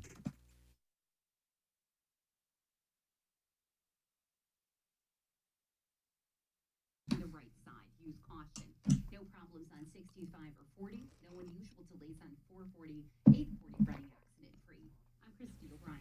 As far as your weather goes, partly sunny today, breezy in the afternoon. A high of 53, going to feel like 49. Appreciate you listening to Super Talk 99.7. By the way, usually, Sam, maybe you forgot because you weren't here yesterday. Usually I have the weekend weather as well. Now, I think we can all agree that Sunday's weather doesn't matter because nobody's going to be going outside because, you got the big game, the Super Bowl. Do you know what's so weird before I get to this Stephen A. Smith audio? I have found a huge number of people that are rooting for the New England Patriots, and I'm going to talk about that coming up. We are, and by the way, Joan, this is fun with audio. I have not previewed this good. Stephen A. Smith audio, so I did make sure that we are in quadruple delay because this is not only Stephen A. Smith, but also Bill Maher on Chuck Schumer and the left saying that simply wanting voter ID is Jim Crow 2.0. Things that I did to start off my show today is that I brought up Senator Chuck Schumer because Chuck Schumer called what Trump's trying to do with the elections, he called it Jim Crow 2.0. And what I guarded against, I said, I've taken heat from the Democratic Party from time to time. You certainly have, on numerous occasions. And I said, don't get Trumpish. Don't engage in that kind of hyperbole because we're living in the year 2026. And when you start bringing up Jim Crow 2.0, you're trying to harken back to a time that most people recognize. No, we're not living in those times now. Of course, we've got our troubles, but we're not doing. Don't do that because that's playing right into Trump's hands. Was I right in saying that? You know what? First of all, I disagree with him on the whole, playing into Trump's hands. But the reality is that he is right. Stephen A. Smith is right. That is hyperbole. And not only is it hyperbole, but it is, as we covered here just a few moments ago, it is also factually inaccurate. Now, I don't know if that's where Bill Maher is going to go in the rest of this audio bite, but when you are, and this is all where we talk about the division in America, this is where the division comes from. When you're basically calling people who disagree with you as racists and supporting Jim Crow. And I got to ask, there was I don't know, do you remember, Sam? Look it up. 2 days ago, we did the Harry Enton audio on how there were so many different, black people across America. I think it was like 71%, something like that, who believed that we should utilize identification for voter registration and voting, period. They support the SAVE Act. So you got Chuck Schumer, who is actually calling the black people who support the SAVE Act as racist and supporting Jim Crow 2.0. How is it possible nobody on the left is calling this out other than Stephen A. Smith, and Bill Maher? How is it nobody within the black community outside of Stephen A. Smith, and I'm sure that there probably, hopefully are, that won't call him out? Yeah, it was 76 of black respondents support photo ID requirements. So Chuck Schumer, the leader of the Democrat Party in the Senate, is saying that 76% of black Americans support Jim Crow 2.0, or what he refers to as Jim Crow 2.0. Nobody's got a problem with that. Here's Bill Maher. Yes, and you're factually right. It's this thing that he's trying to do with not conceding elections, that it's not primarily a racial issue. Not everything is primarily a racial issue. It has racial overtones, as does everything in this country. Why are they going down the road of Donald Trump? What did he say? Not or contesting elections or not accepting elections. First of all, that was what was that 6 years ago now? It was one time. So we're talking 6 one years election. ago. 6 years ago, one time. And by the way, we're finding out all kinds of hijinks and shenanigans out there in Georgia. So I think the more that we find out about what has been going on with 2020, which, by the way, I've well moved beyond all of that, but I think that there's still, to this day, a lot of questions about 2020. We'll find out about the voter rolls in Georgia, et cetera. But you know what? Stephen A. Smith is right. Bill Maher is a little right and just going about it in a really stupid way, stupid context. But the bottom line is that the Democrats are going to look really, really bad. I don't believe that unless we can kill the filibuster, and I don't believe that we are, but unless we can kill this filibuster, the SAVE Act more than likely will not pass unless you have some Democrats that jump on board. And in the Senate, I don't believe that's going to happen. 6:52, Joan Jones has the news coming up at 7 o'clock. Joan.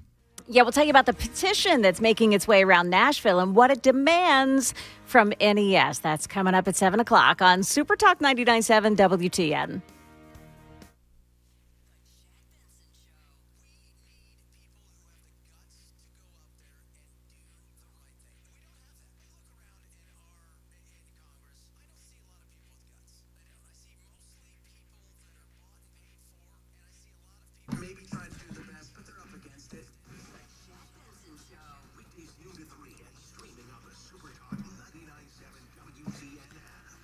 Hey, it's Dan Mandis for my friends at the Glock Store, the now, by the way, fully functional Glock Store. That's right. The power is back on in their massive retail showroom, and the Shoot 270 indoor ranges, they're now also powered back up.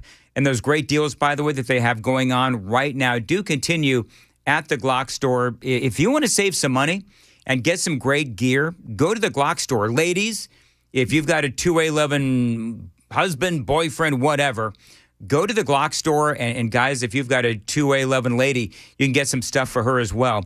You can get the new Glock GTL2 weapon lights for less than $150, 43X magazines for under $19. The Savior Specialist range bags in both the limited edition Desert Night and Tiger Stripe camo, also on stock, in stock, and on sale right now at the Glock Store. And by the way, you go and you pre-order your new Gen 6 Glock. You mention my name, you are going to get that free mag when you pick it up. That's my friends at the Glock Store, all powered up and ready for business, ready for your business. Check them out. The Glock Store, minutes from the airport, worth the drive from anywhere.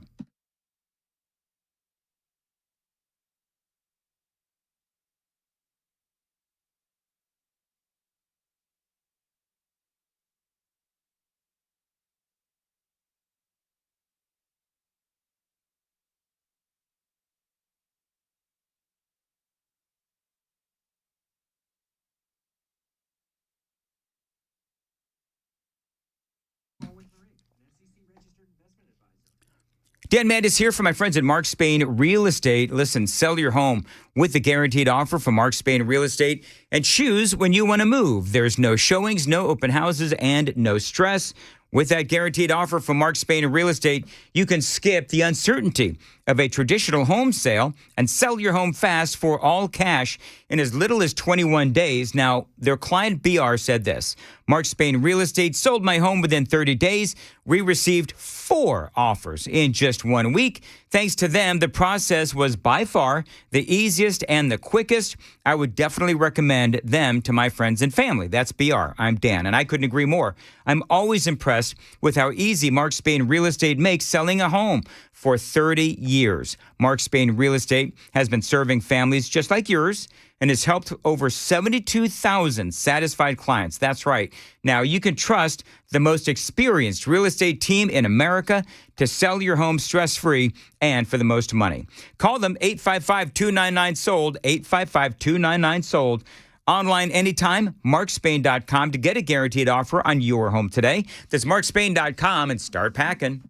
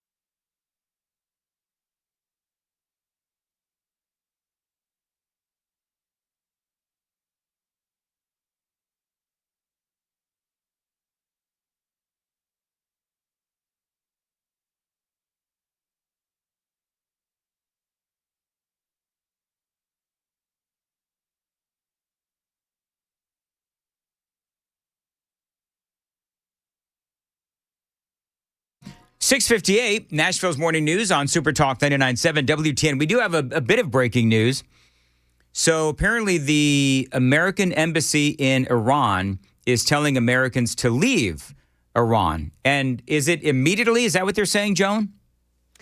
You know what? Sam brought that to my attention. I'm still searching for that information across the internet, unable to find it on any of the major networks. Yep. So I'm going to keep on checking that out. What's interesting is that Iran and the U.S., they're set to actually talk over the weekend. Right. So, today, actually.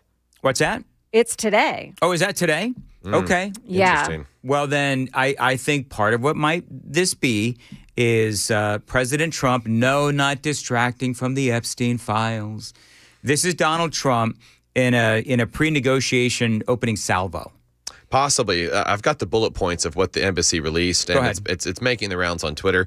Top bullet point, leave Iran now. Have a plan for departing Iran that does not rely on U.S. government help. Flight cancellations and disruptions are possible with little warning. Check directly with your airlines for updates. If you cannot leave, find a secure location within your residence or another safe building. Have a supply of food, water, medications, and other essential items. Avoid demonstrations. Keep a low profile. Stay aware of your surroundings. Monitor local media for breaking news. Be prepared to adjust your plans. Keep your phone charged and maintain communication with family and friends to inform them of your status. Okay. So that's straight from the embassy itself. It's really funny. CNBC has picked this up, just citing that, but they're not. I am not seeing this anywhere else. So, Sam, good for you for bringing it up to us. I think it's just.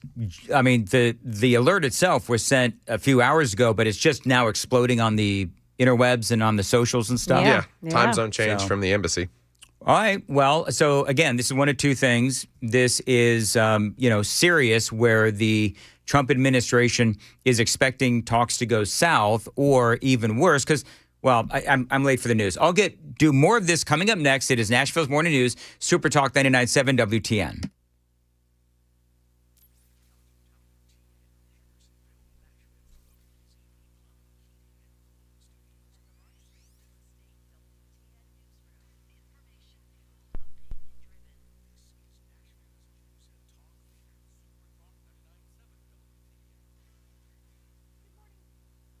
It's 7 o'clock. I'm Joan Jones with your top stories and starting off with some sun this morning, turning cloudy. Our high just around 55 today. More with Stefano right after the news.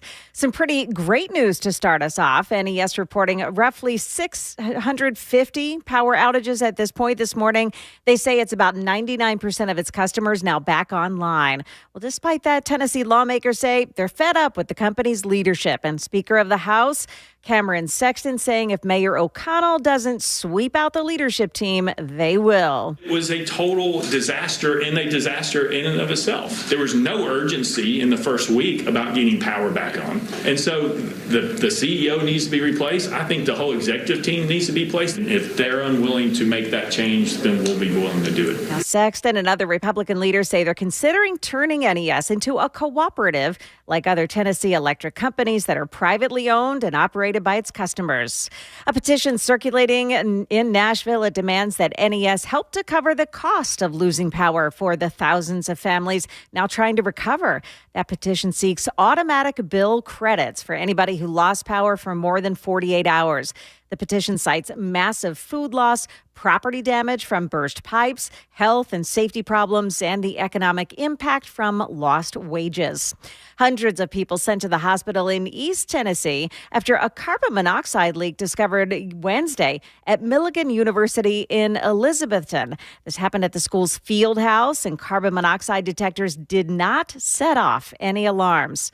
School officials say they're on it. We immediately installed a number of new carbon monoxide detectors throughout the building, and our maintenance staff are testing all carbon monoxide sensors across campus. Now, the school's basketball team had been on its way to Virginia for a game when its managers were told to find a hospital and have the players and staff tested.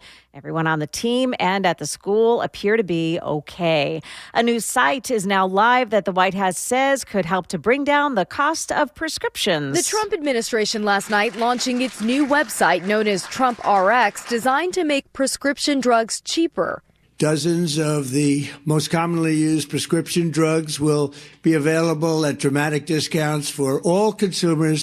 The website does not sell medications directly. Instead, it offers pharmacy coupons or discounts through the manufacturer. That's ABC's Rena Roy. Market numbers brought to you by Beacon Capital Management. Online at beaconcm.com. Major market indexes fell sharply in Thursday trading, dragged down by falling technology stocks. The Dow was down 593 points at closing. The S&P lost 85 points, and the Nasdaq fell 364 points. Shares of Google's parent company Alphabet fell despite strong quarterly profit reports as investors question the company's heavy investment into artificial intelligence. Cosmetics maker Estee Lauder fell by more than 20% despite raising its financial forecast for the year. The company is bracing for tariffs to wipe out about $100 million in profits. Chipmaker Broadcom showed gains. Shares were up about 3%, helping limit the S&P's losses. Shell's CEO says the company is well placed to invest Venezuela's oil. In a quarterly profits call, he said the company had been working with Venezuela even before the Trump administration's interventions there. Pizza Hut has announced plans to close 250 U.S. restaurants in the first half of this year.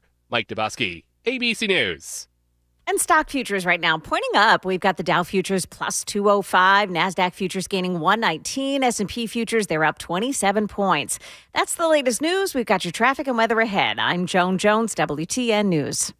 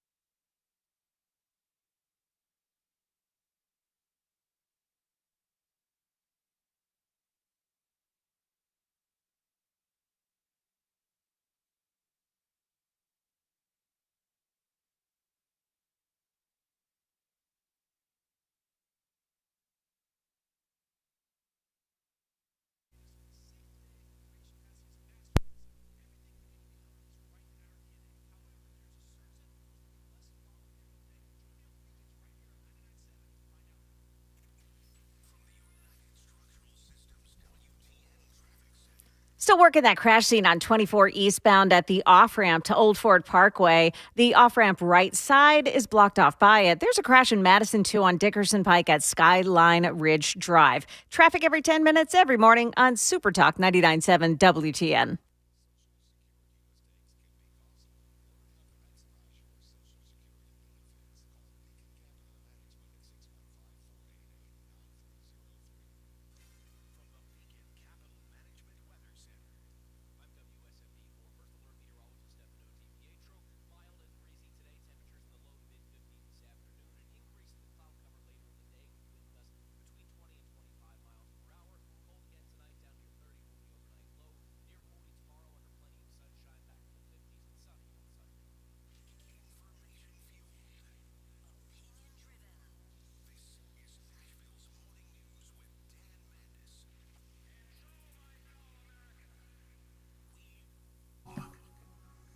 .707 Nashville's Morning News on Super Talk 99.7 WTN. So I'm just kind of going through some of this Iran stuff where the U.S. Embassy is telling Americans to leave Iran. We went through all of the list of things, get out of Iran, make sure your phones are charged, get with your airlines, all that. And so President Trump and his team, they're getting ready to have some negotiations with Iran that are supposed to start today. And I think there's a couple of things that may be going on. Number one, Iran has been provoking us. We actually talked about this earlier in the week, where they're making threatening moves. They're sort of, as they say, testing our defenses. Now, I would think that with Iran, us destroying their nuclear capability a few months ago, that was pretty much of a test that was passed. And so I don't know, and I've been talking about this for a while, I don't know what Iran is trying to do, why they're trying to provoke us. But, the bottom line is that we embarrassed Iran. And so now we all know, because we talked about it incessantly, the mass protests that we saw a couple of weeks ago. And then ultimately, the president, he ordered ships and military assets into the area. I'm assuming they are now there. And the president never did send the military in after all of those. I mean, we found out, Joan, how many executions were there? I mean, there was like tens of thousands. I don't. It's hard to pin a number on it because nobody actually knows the number. The number of 38,000, I think, jumps into my head, but I don't remember. But there is a lot, and so there is all this attention focused on the one guy who Iran had captured, and he was like the face of the possibly executed. But the reality is that they executed tens of thousands of people. And so there's a lot of people, and I talked about this, weeks ago, where there's a lot of people that feels like, President Trump just left all those people and let them down because he said help is on the way, and nothing ever happened. And so we'll have to see ultimately what this means for the president and the U.S. military. And are we getting ready to go into Iran and try to take out the military in Iran, and also, of course, take out the mullahs and the people who run Iran? Now, the problems haven't gone away. The challenges have not gone away because with Iran, okay, so you take out the clerics and the people that run Iran now, and the Islamists, basically, the radical Islamists that are running Iran, taking away all of the rights of women. We've talked about all of that. Well, you take them out, which I would love that. I'm not much of a regime change guy, but you take all them out, then that's going to leave a power vacuum. Nothing has changed with that challenge. And when there's a power vacuum, especially in a place like Iran, then guess what happens? Then you've got all of these different groups that are going to start battling for power, and that could lead to even more innocent people getting killed. And the people of Iran, they just want to live, and they just want their rights back, and they just want their freedoms back. And so, no, I'm not much of a, the U.S. needs to, plot some sort of a a regime change. All I'm saying is that I'm really nervous if we ultimately end up taking out Iran's government, that it's going to leave, this big power vacuum, and Lord knows what is going to happen. This is also, people are screaming about how Iran's downfall. Remember, we saw those protests a while back. The reason why there were so many protests in Iran was because their economy is in tatters. So just here in the last couple of days, you had U.S. Treasury Secretary Scott Bessent talking about how, and this is what they're saying, this is what the left is saying, that the U.S. engineered the protests in Iran. I'm going to play this, and I'm going to tell you why this is a bunch of BS, but here's what they say. The Treasury, and what we have done is created a dollar shortage in the country. At a speech at the Economic Club of New York in March, I outlined the strategy. It came to a swift and I would say grand culmination in December, when one of the largest banks in Iran went under. There was a run on the bank. The central bank had to print money. The Iranian currency went into free fall. Inflation exploded. And hence, we have seen the Iranian people out on the street. We will continue monitoring all the partners, all the Iranian partners. The good news, Senator, is that we have seen, and we can see it with our fencing. All right. So that is, again, Scott Bessent. That was all about the fact that Iran was still funding terrorism. That's the point. Iran was still funding terrorism, and so we were dealing with all of the sanctions, and we had to implement those sanctions. Remember that it was Joe Biden, essentially, who funded Iran utilizing Hamas to attack Israel. So, yeah, there's a lot here. We'll have to see what happens this weekend.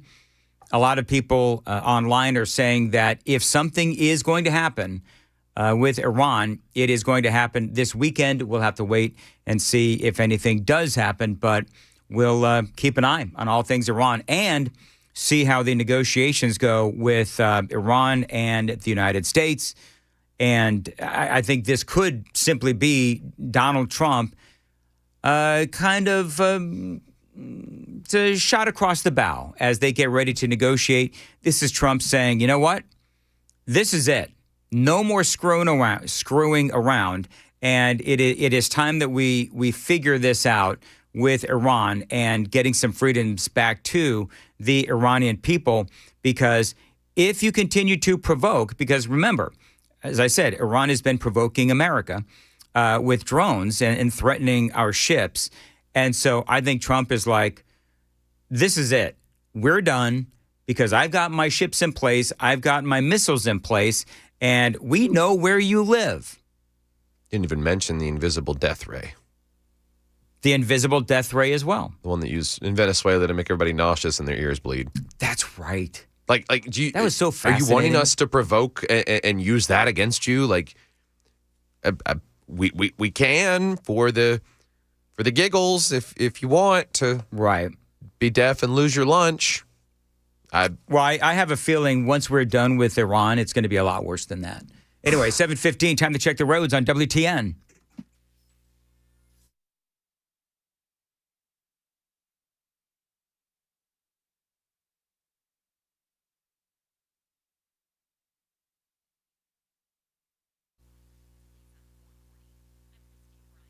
As far as your weather goes, partly sunny today, breezy this afternoon, a high of 53, feeling like 49. Had an interesting conversation. I'm gonna go completely 180 or 360, whatever it is. No, 180. Gonna go from Iran to the Super Bowl. Joan, who are you rooting for in the Super Bowl? Dan, if I even knew who was playing in the Super Bowl, I'd tell you. But now that you said the Patriots, I'll go for them. So, Sam, how about you? Just real quick. I want the quarterback named Sam to win it. So the Seahawks. Okay. So, do you know how many people I've run into who are angry with the Titans because they fired Mike Vrabel? You mean AP Coach of the Year, Mike Vrabel? Yeah. So, in my house, which, I'm going to be honest with you, we love college football, professional football, not necessarily so much. But we're rooting for Mike Vrabel. I don't like the New England Patriots, but as a matter of fact, I've never been a fan of the Patriots, but I'm a Mike Vrabel fan. And I always felt like Mike Vrabel got hosed by the Titans when they effectively, fired him, because I don't believe that he deserved to be fired. Anyway, there's all these people, including here in this building. I was talking to a lady here in the building, and she's like, "Oh, I'm rooting for Mike Vrabel." And people are saying that. People are saying they're rooting they're for. They're not even naming the team. They're not even naming him. the Patriots. We're rooting for Mike Vrabel because he was unnecessarily fired here in Tennessee. Yeah. It was sad. It was poor management because the guy that I think had a hand in his firing was gone the following season. I was like, what was the point, man? Josh says, "Go Patriots." Thank you, Titans. Yeah, you're welcome. Anybody care about the whole Super Bowl mid halftime show? Mid-time I'm going show. to watch the one that's being put on by TP USA. I'll scar my eyes and watch the bad rabbit jump across the stage in a dress. You going to watch that, really? I was reminded by somebody else posting that he was actually part of, I think it was Shakira's performance a few years back, and he sucked then. I mean, I will say the all-time worst I've ever seen was Maroon 5. Those guys couldn't hold the right key or pitch to save a drowning child. No, let's be honest. The aspect of musicianship for the halftime show is gone. It left when Janet Jackson bared her breast. I mean, when Justin Timberlake revealed it. Oh, come on. It was totally that whole thing scripted. was planned. That totally whole thing scripted. was planned. My kids were watching. They were young. I was really mad. I think the last good one, I'm not a big pop music, hip hop person, was The Weeknd. Did have a really nice choreographed. You know what? The Weeknd was good. I remember that. The Weeknd was good. I'll go back to, because I'm old, I'll go back to Prince. Yeah. I think Prince hard was to beat, though, as a live performer with Prince. That's hard to beat. Yeah, they did that. That is. People I think, say Michael Jackson might have been the greatest one, 93. You know what? I'd have to watch him back to back. I'd have to. Maybe I will at some point if I cared enough. I'd watch him back to back. But to me, I think Turning Point USA has Kid Rock, Lee Bryce, Brantley Gilbert, and Gabby Barrett. All right. Well, if Kid Rock doesn't An shotgun a beer, I'm All-American. protesting. Shotgun a beer. Wow. Yeah. I mean, honestly, I was kind of hoping Jelly Roll would jump in. Yeah, me too. But I think that obviously he's not, because they would have announced it. I sort of thought that he was going to, but obviously, he sadly won a he's not. Grammy. He's probably going to celebrate while watching the Super Bowl. Yeah. He was probably celebrating, continuously celebrating after winning that Grammy. A sober celebration. Go on. It's exactly right. Yeah. $29.91. Here come the Super Bowl haters. I'd rather watch paint dry for 3 hours. Kiss was About the the best Super Super Bowl Bowl? performer. Did Oh, Kiss do the okay. Super Bowl performance? I don't remember that. I also trading Derrick Henry, 8403. Same with trading Derrick Henry. Yeah. I mean, they got rid of Derrick Henry. That dude is a Hall of Famer if I've ever seen one. Didn't re-sign him. That was Yeah, they didn't re-sign him. He wanted to go elsewhere, get an opportunity, and it's kind of funny how that's played out because we turned around and ran the same kind of offense we could have run with him. So, Derek, if you're listening, come home. U2. Darren says that U2 was the best halftime performance for the Super Bowl. All right, whatever. So you guys going to watch, yes or no? Joan, yes or no? Yeah, we're gonna watch just All right. because we'll make wings and we have to have something to watch while we Gotta have have wings. wings. All right, very good. It is 7:20 Super Bowl. Super Toll. When is is that a Jethro Tull cover band? That Steve guy is coming in at 9. I, for whatever reason, called Chris Hand Steve yesterday. I don't know what is wrong with my mind. It was fun. 7:20, Nashville's Morning News, and Joan has the news coming up at 7:30. Yeah, so we'll take a look at the outages right now for NES and where they're complaining about the trash piling up because no one's been there to pick up the trash for weeks right here in Tennessee. It's coming up at 7:30 on Super Talk 99.7 WTN.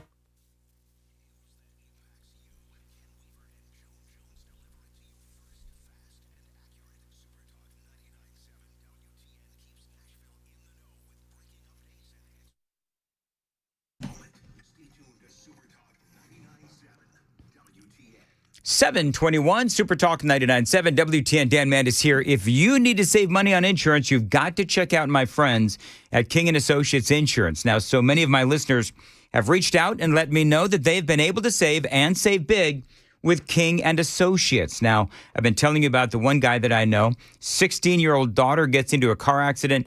They still saved him thousands of dollars when the time came for new insurance because at King and Associates, they know that life happens and you shouldn't be penalized for that. Now, they're independent agents. They can find you the best deal for you and your family. What they're going to do is they're going to weed out the non-competitive companies and find the best options for you and keeping the communication flawless.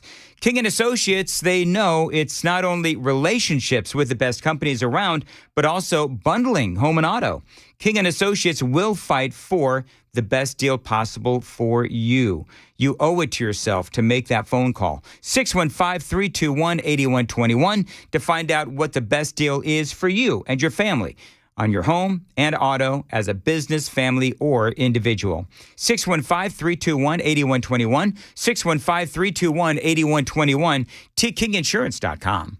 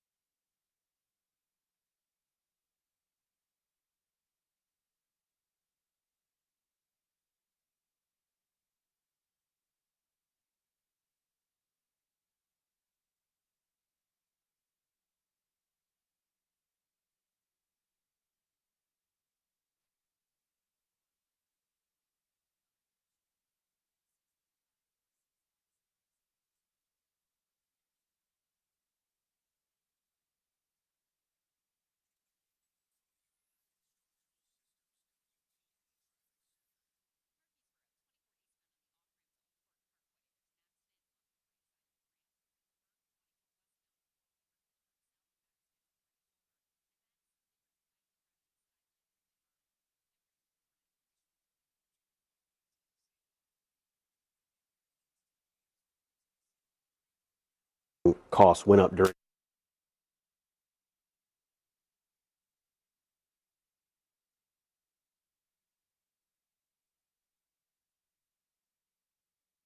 $727 Nashville's Morning News on Super Talk 99.7 WTN. I was listening, Joan and Sam, to the Red Eye guys overnight, and they're talking about the ratings of all of the various cable channel shows. Yeah. Do you know that Abby Phillips' show, can we be honest, it's the Scott Jennings show? Yes. But yes. it is in like 46th place. What? Like literally nobody watches that when it comes to all the cable, all the TV news shows and everything. Like, it is almost dead to the bottom. Abby Phillips' show. I think it's not because of the show itself, but because of where it is. CNN's just not watched. Well, CNN isn't watched, but I mean, one of the things they were saying, not to get too far off topic, but neither is Newsmax. Like, Newsmax isn't doing well either. I think maybe Newsmax's problem is that they don't have great distribution. Do you know what I mean? Yeah. And I don't even know. Do you know what channel Newsmax is on your TV, Joan? Do you, Sam? No. I don't even know. I have no idea. Nope. I think there's a market saturation at the moment. So all there's OAN and Newsmax. all the top shows were on Fox News. Yeah. Like the top 12 shows or whatever, all of them are on Fox News.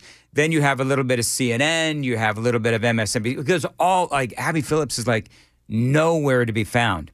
Now, it's the clips that people are watching on social media, which is why Scott Jennings has now become such a force in the world of opinion giving. And I think his book is doing really good. He's, of course, got, a podcast and all those things as well. So yesterday on CNN, Scott Jennings had the misfortune of trying to explain economics to the dolts on the Abby Phillips, not the adults, but the dolts on Abby Phillips' panel. So I'm going to play that audio for you and a whole lot more straight ahead. It is 7:30. By the way, I will get to Governor Lee's incredible speech that he gave yesterday during the National Prayer Breakfast. It was amazing. Again, last minute, they said, hey, Governor, can you be the keynote speaker? And he knocked it out of the park. You cannot, you have to hear this audio coming up here on Super Talk 99.7 WTN.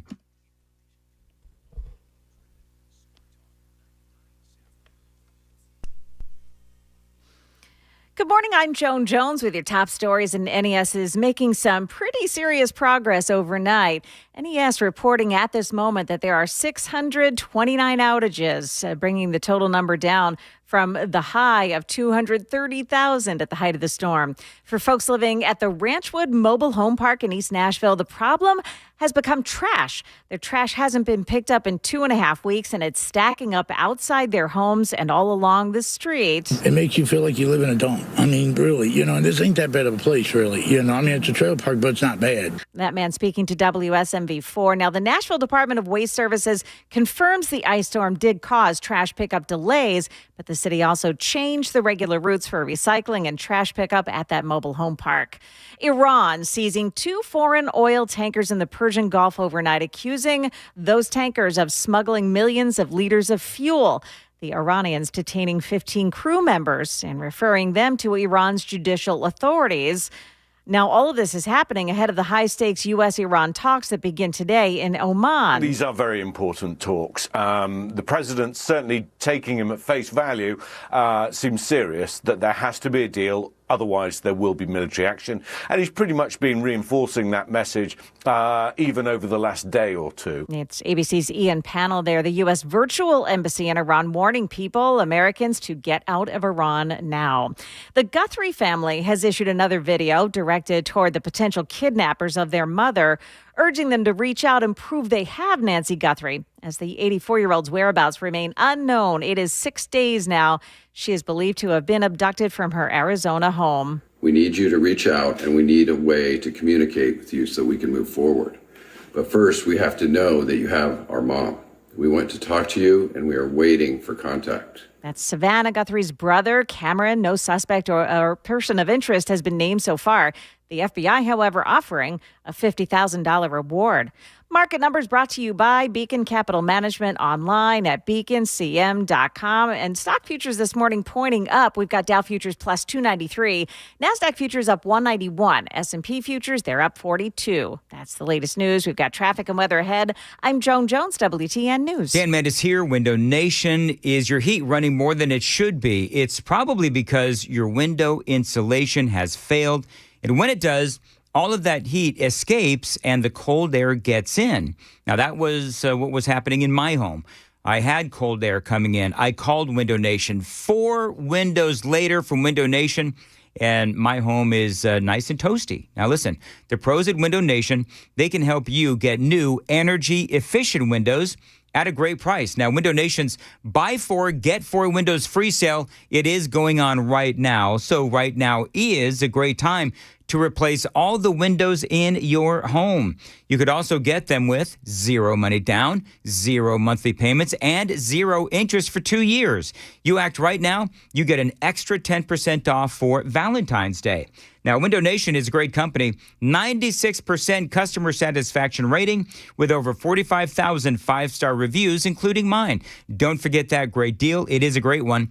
Buy 4, get 4 windows free. That sale going on right now. You could also get them with 0 money down, 0 monthly payments, and 0 interest for 2 years. And right now, get an extra 10% off for Valentine's Day. Find them online. Always tell them Dan Mandis told you to reach out. WindowNation.com. That's WindowNation.com.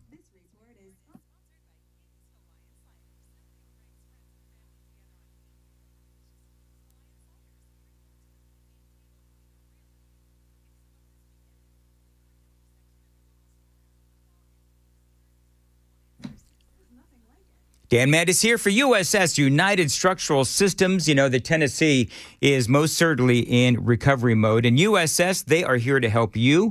We've got flooded homes and weakened infrastructure. You know, since way back in 1994, USS has helped thousands of families and businesses restore their homes after foundation damage. You know where that damage comes from? Crazy weather like what we just had.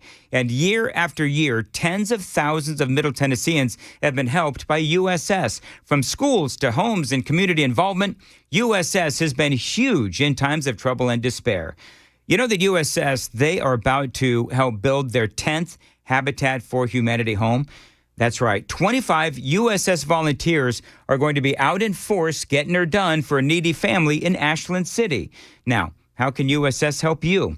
If you've got foundation or water issues, go with the company tied to our community, United Structural Systems. Gain peace of mind with USS and their foundation repair and waterproofing services. Find them online, USSTN.com, USSTN.com, 615-488-7855.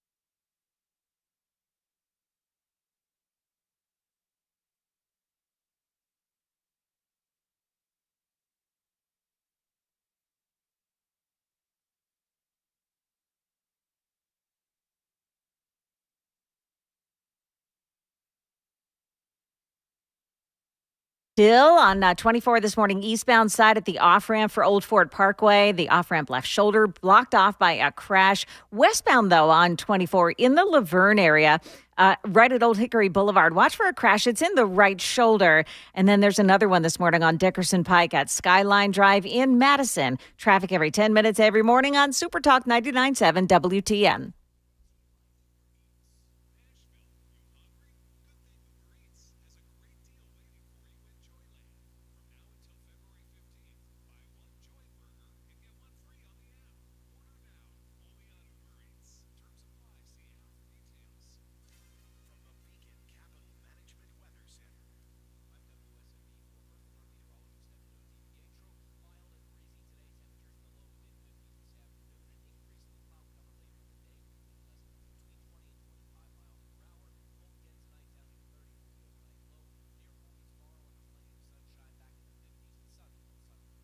737, Nashville's Morning News on Super Talk 99.7. Joan, I heard you reporting on the Nancy Guthrie situation. Yeah. Savannah Guthrie's mom. And it almost sounds like the family is saying, let us know she's alive and we'll pay your ransom. Like, am I misreading that? I mean, they want proof of life, and they said, then you show us she's alive and we're ready to move forward. It sounds like the family is saying, we're ready to talk. Oh, they absolutely are. So the problem is that these so-called ransom notes that they got, now there's one that went to a TV station there in Tucson, and there's one that went to TMZ, amazingly. And they both contain a lot of information, but they don't contain contact information. So they don't even know who they're dealing with or how to get in touch with them. There was a deadline that passed at 5 o'clock Tucson time last night, written into these notes, and still no contact.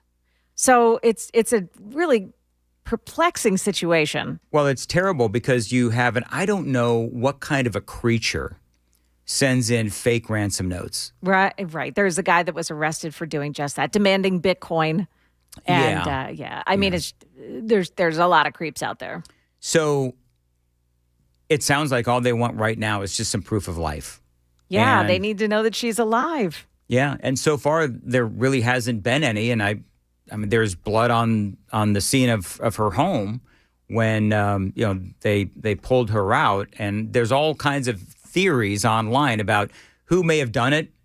And you also have a lot of people, there's internet sleuths, right? A friend of mine is an internet sleuth. They're the best. Yeah. Oh, they are. Because oftentimes the internet sleuths, they find stuff that the cops completely miss. Yeah. I mean, those people are, amazing, as a matter of fact. And they're very passionate about what they do. So you've got the internet sleuths out there as well. You've got the conspiracy theories. You've got the theories. And I think all the Guthrie family wants is for their mom to obviously come back home at 84 years old and without her medication. So anyway, keep us updated, Joan. Appreciate it. You bet. We have been talking about the economy. I mean, we're always talking about the economy here on Nashville's Morning News. And the impact of illegal aliens on rents and homes and housing has been a very big conversation for quite some time, obviously, with Joe Biden's illegal aliens, 20 million of them coming into our country. There was, and I shared this with you yesterday, there was a study, I think it was a Wharton study, and it showed that rents have gone down in Nashville and a whole bunch of other cities because we have had an exodus of illegal aliens. And so you have now the people over there on the Abby Phillips show. We were talking about this earlier. The Abby Phillips show, and they're trying to explain to Scott Jennings, that, listen, it's basic economics. It's supply and demand. You have 20 million extra people that come into a country, then it is going to cause a housing shortage unless you build more homes. So everybody started fighting. I just want to play this for you. This is the kind of thing that, Scott Jennings is up against over there on Abby Phillip. But this is also a mindset into the Democrats who refuse to look at, basic economics. I would ask if you know how much housing costs went up during the Biden years. It went up significantly, but why add to them by adding tariffs? They didn't go down in the last year. They're actually raising the cost by tariffs. And you're talking about due to interest rates. You mean like buying a home? Is that what you're talking about? Yes, prices of housing went up 20-30% during the 4 years that Joe Biden was in. Some of the arguments we're having about housing in the United States and how expensive it is, the bulk of it came while Biden was president. What Scott Besson is saying is objectively true. We do have a housing shortage in this country. So we already have too few domiciles for the people who are here. His point was simply that if you put 10 or 20 million new people into the pool, whether they're illegal or not, that is going to increase competition for the already short supply of housing. If you already have a shortage of something and you add 20 million people who are trying to get that something, I guess what necessarily I'm asking for, you're going to have a problem. I guess what I'm asking for is actual proof of that being. Can I ask this question? Like, what proof do you need? Scott Besson and Scott Jennings, they're both obviously right. Where if you have a limited amount of something and then you add another 20 million people, that is obviously going to cause a shortage. And so the let me see proof people, well, I don't know what you want. It's like common sense. You know what I'm talking about? So I don't know how Scott Jennings does it, but obviously, again, he does a great job. And he's working with, as I said, not adults, but a bunch of dolts there on the Abby Phillips show. Most people are saying that, yeah, I mentioned their ratings. They're like 46th, 47th of all the cable news shows. And everybody's watching the clips, but nobody wants to watch the show because really the sport of it is Scott Jennings owning the libs. And also I think part of it too for Republicans, we're able to see how disconnected people on the left really are. Now, Governor Bill Lee. Joan, have you heard any of this speech from the governor at the National Prayer Breakfast? I feel like you've teased us all morning long. Okay. So I really want to hear this. No more of that. So apparently the governor only found out the day before that he was supposed to be the speaker, the keynote speaker at the National Prayer Breakfast. And this is a huge thing. And so he was filling in for someone else, but his speech was amazing, just incredible. He didn't really touch on politics. It was more about faith and his life story, including the day that his first wife passed away many years ago. I found my wife lifeless on the ground next to a horse. And that day in my life took a very dark turn. The staggering grief of children, the questions from a 4-year-old and 9 years old and 14-year-old and a stunned father who doesn't have any answers for them. I mean, think about that. You've got all these kids. That's horrible. And his wife passed away. It was like a, horse riding accident. And he talks about his daughter's failed suicide attempt. His own life was also beginning to falter. His businesses were beginning to falter as well. He had kids to raise. And he told the crowd that eventually he realized what really mattered in life is what he needed to focus on, his family and giving back as a way of healing. My children and I, in a healing process, tried to get out of ourselves. I took my kids to Haiti and worked in an orphanage. I went to Mexico and built homes for the impoverished. I went to Uganda and South Sudan and worked in a refugee camp and built a home for trafficked girls. And I worked in the inner city at-risk youth program for kids. And ultimately got involved in education reform and public policy around education, working with those underserved kids. I worked in a prison reentry program and a prison ministry, mentoring men coming out of prison. Got involved in criminal justice reform. This path of actually getting involved in public policy is what made me run for governor of Tennessee in the first place. Yeah, I mean, what an amazing journey. All over the world he goes to help others as he was trying to help himself and his family out of this horrific situation that they were in. It's amazing he was talking about his daughter's failed suicide attempt and how she survived miraculously that suicide attempt. And a big part of all of this was the family and Governor Lee getting closer to God. And he became real to me like he had never been. Oh, I had known him, but now I began to know him in a way that I'd never known him before. He became a healer and a redeemer and a dispenser of hope. The most tragic days of my life were strangely becoming the most transformational days of my life. What happened to me, I would never want. But what was happening to me, I would never trade. I mean, it's one of those things where you learn from your tragedies, you learn from what happens in life. And so he took a really crappy situation, Joan, turned to God, and through that journey and the journey across the world, He came out on the other side. He says, sounds like a better person. And he learned a lot about himself. He learned a lot about God. He learned about his family as well and drawing them all closer.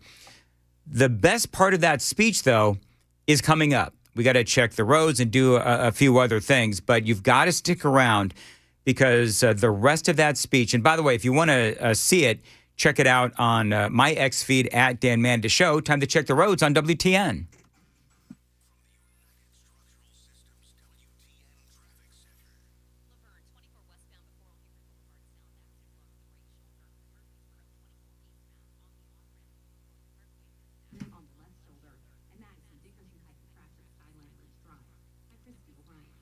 All right, as far as your weather goes, partly sunny, breezy in the afternoon, a high of 53, going to feel like 49, and appreciate you listening to Nashville's Morning News.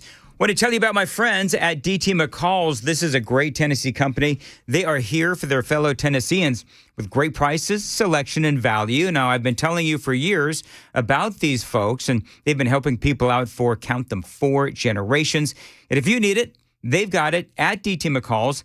Indoor furniture, if you've got a room to fill, go to DT McCall's. First thing I do if an appliance breaks down, I go to dtmccalls.com.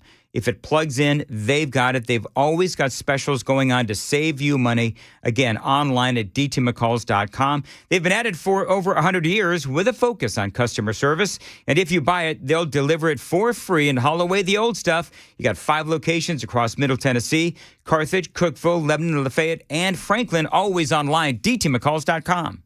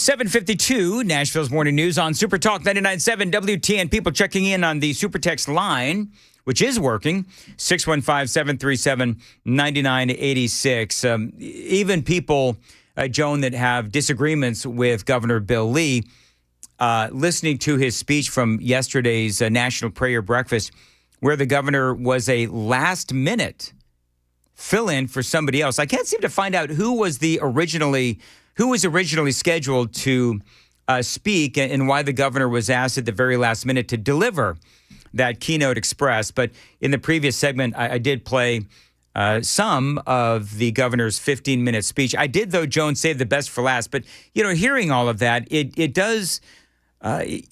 really does bring into focus what makes Bill Lee who he is. It is the challenges and how he's been able to recover from those challenges.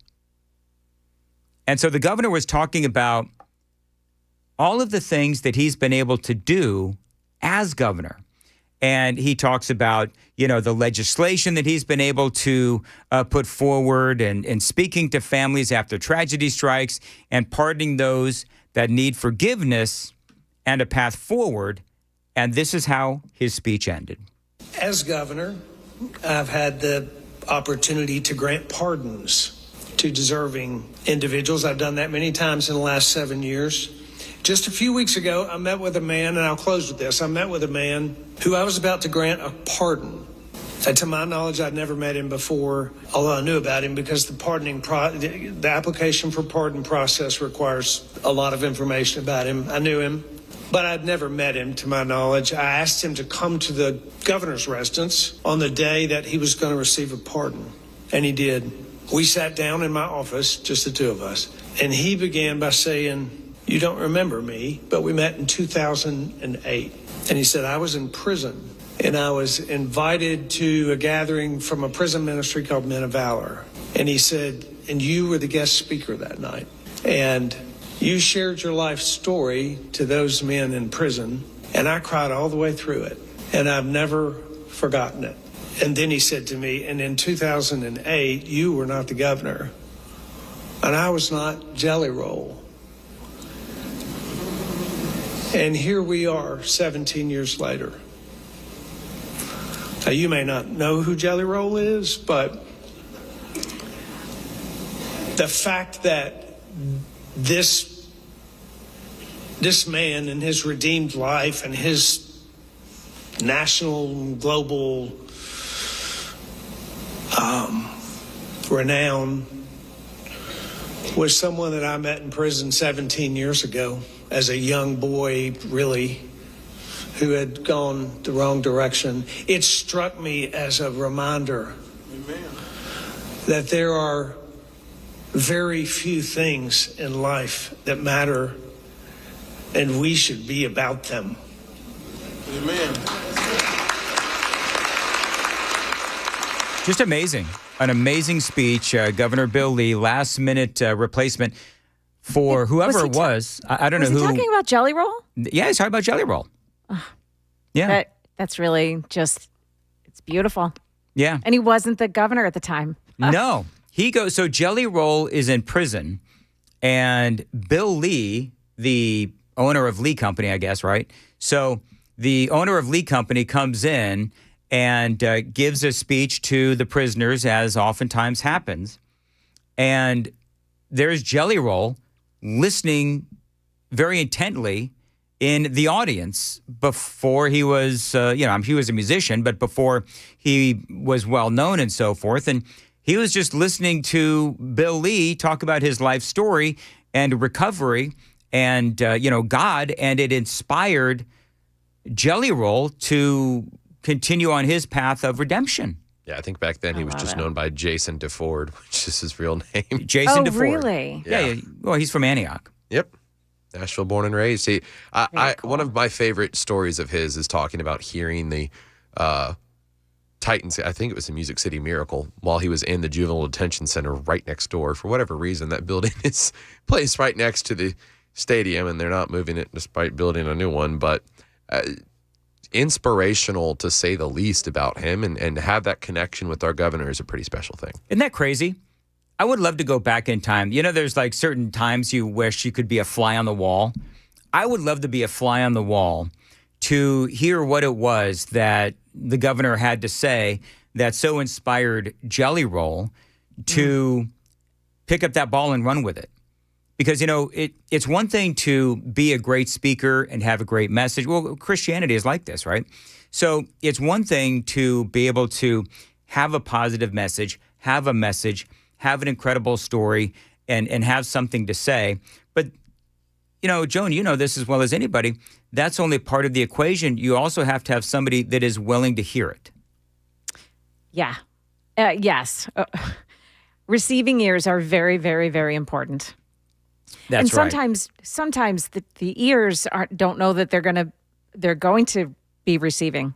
You know, there's people who are hardened that when they hear something like that, it helps to open their ears. It helps them understand. So, God bless Bill Lee.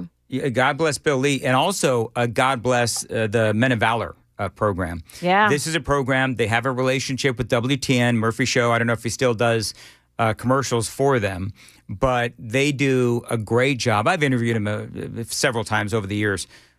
They do a great job of going into prisons and trying to help these prisoners become better Tennesseans, better fathers, better citizens, and giving them a way out of the situation that they're in. And I'm all for trying to invest in people if they want to make that investment in themselves. And I love what Men of Valor is doing, which is, you know what? If they want to make that commitment, we are here to help them on a path to a better life. And as I said, redemption. If you want to see the entirety of Bill Lee's speech, go to my X feed at DanMandisShow. I've got the entire 15 minutes up there. It is amazing. And I dared Joan not to cry during, the watching or listening to that speech because it is incredible. It is 8 o'clock on Super Talk 99.7 WTN.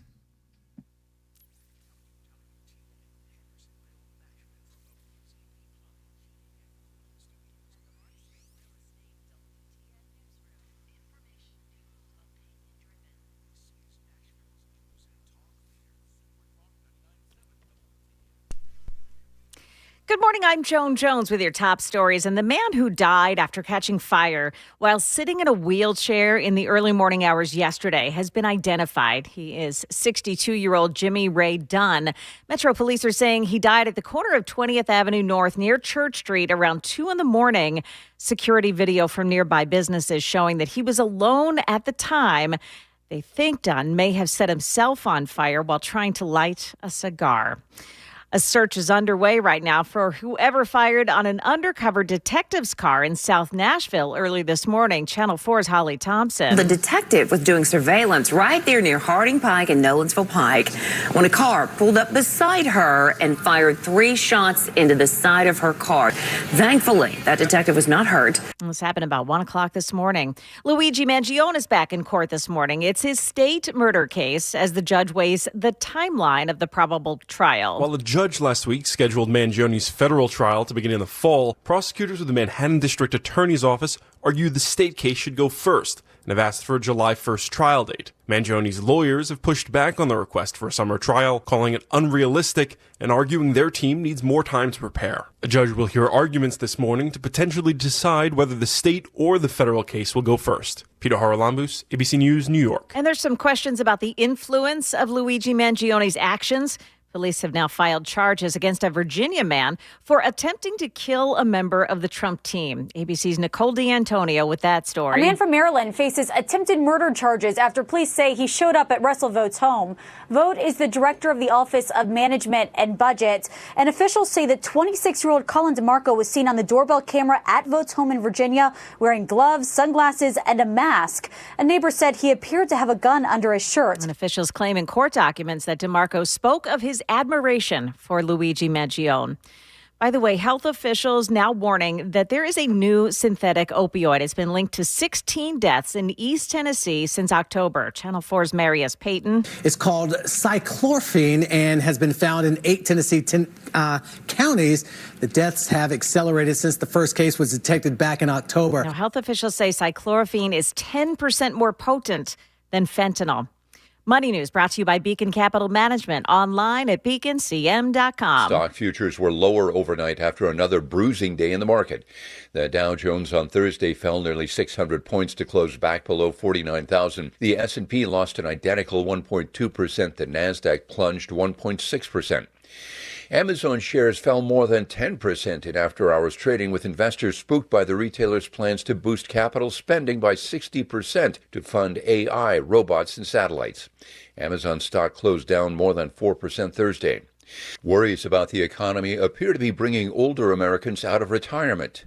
A survey by AARP finds that in the past 6 months, 7% of retirees have re-entered the workforce. Jim Ryan, ABC News. And stock futures now pointing up. We've got the Dow futures up 256, NASDAQ futures up 142, S&P futures gaining 35. That's the latest news. Stick around for traffic and weather. I'm Joan Jones, WTN News. Thank you, Joan. 8:03, Nashville's Morning News on Super Talk 99.7 WTN. I want to tell you about my friends at Contours. Listen, eventually we're all going to want to go outside and enjoy the sun and the outdoors, and you want to look and feel your best, and Contours, they can help you. They are experts in red light technology, and they can use it to literally melt inches off your midsection. Now, they can get you started for just $99 to see if it works for you. No contracts and no gimmicks, just a guarantee that you are going to lose 2 inches in the belly, or that first visit is absolutely free. Now, I've done it. Murphy Show's done it. And I got to tell you, it's great. It only takes an hour a week, is FDA cleared, does not hurt, and no, it doesn't damage you. It's red light-based technology. It is all the rage these days. It is brand new, and it does work, and Contours specializes in it for targeted fat loss, facials, and a whole lot more. So check them out, Contours. You try it, you like it, you buy a Belly Buster package, and you get 3 free maintenance visits. That saves you $1,500. So again, you go, you like it, you pay for it, you get 3 free maintenance visits. That is going to save you $1,500, but it does begin with that $99 special. That is available to the first 10 callers right now. 615-236-9960, 615-236-9960, ContoursLLC.com.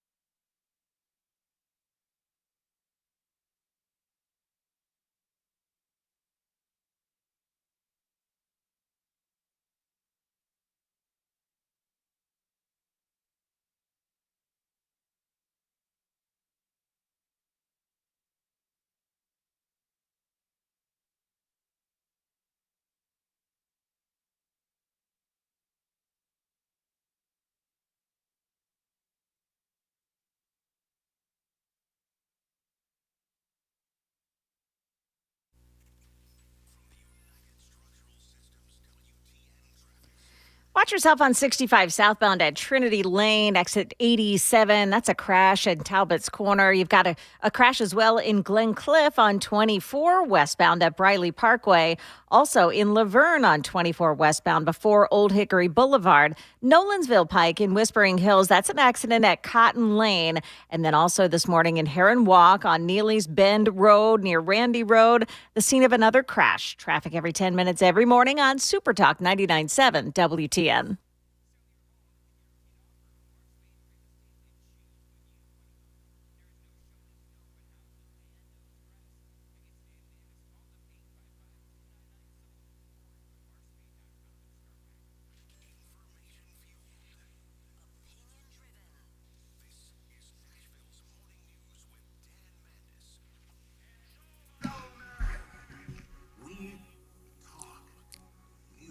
8:08, Nashville's Morning News on Super Talk 99.7 WTN. Joan, you're not going to believe what Sam just said about you. Uh-oh. I said to Sam, we're running so late. It's 8:08. We're supposed to be back at 8:06. What in the world is going on? He said, Joan is getting a little mouthy. Is that right? That's what he said. Mouthy. White. Mouthy is what he said. Might I remind you that you didn't break until, what? I was on time. A second before? No, I was on, whatever. I don't care. Listen to this. You know what I do care about, Joan? What? This is the headline. Generators distributed to illegal aliens in Nashville. So, how do we know? Well, two ways. Number one, because I had a Metro City Council member tell me about this yesterday, and I've been trying to confirm it through other sources. I like to do two sources, right? Yep. So this was told to me by a Metro City Council member, and I'm like, okay, I've got to confirm this. Well, now the TriStar Daily has beat me to the punch. Listen to this. This is going to make you folks so mad. A significant portion of the hundreds of emergency generators donated to NES by Elon Musk and Tractor Supply and others were distributed to anti-ICE activist groups and in turn delivered to illegal immigrants in Nashville. According to multiple reports, Elon Musk donated at least 500 generators. The Tennessee Emergency Management Agency, this goes into more detail than I had. The Tennessee Emergency Management Agency helped coordinate the distribution of the generators. Tractor Supply provided about 200 generators, with most being distributed through Plaza Mariachi, where the Hispanic Family Foundation is housed. The owner of Plaza Mariachi, a guy by the name of Mark Janbakovich, has just been sentenced to 14 months in prison on conviction of federal fraud charges. All right. So we got all these generators and from Elon Musk, and they go to Plaza Mariachi, who clearly this place is sketch if it's owned by a guy that has just been sentenced to 14 months in prison. They end up with all of these generators. Woman named Kathy Carrillo, co-founder of the Remix Way, not sure what that is, an immigrant activist group in Nashville, claims that her group distributed generators to the immigrant community. She specifically stated her volunteers were delivering generators earlier this week. Just not to gloss over the owner of Plaza Mariachi, but apparently in his fraud scheme, he was convicted of 15 felony charges participating in a fraud that stole a whopping $24 million. Oh, my gosh. Prosecutors were seeking 15 years. He got 3.5. Oh, my goodness. So what? And he got ordered to pay $11 million in restitution and serve a 1-year term of supervised release after prison. My goodness, what is with the slap on the wrist? So apparently this organization, the Remix Way, that same organization appears to have influenced the delay in Nashville Mayor Freddie O'Connell allowing the deployment of the National Guard to assist in the ice storm recovery. They say at least one Metro Council member has claimed the delay in deploying the Guard was to avoid the I talked about this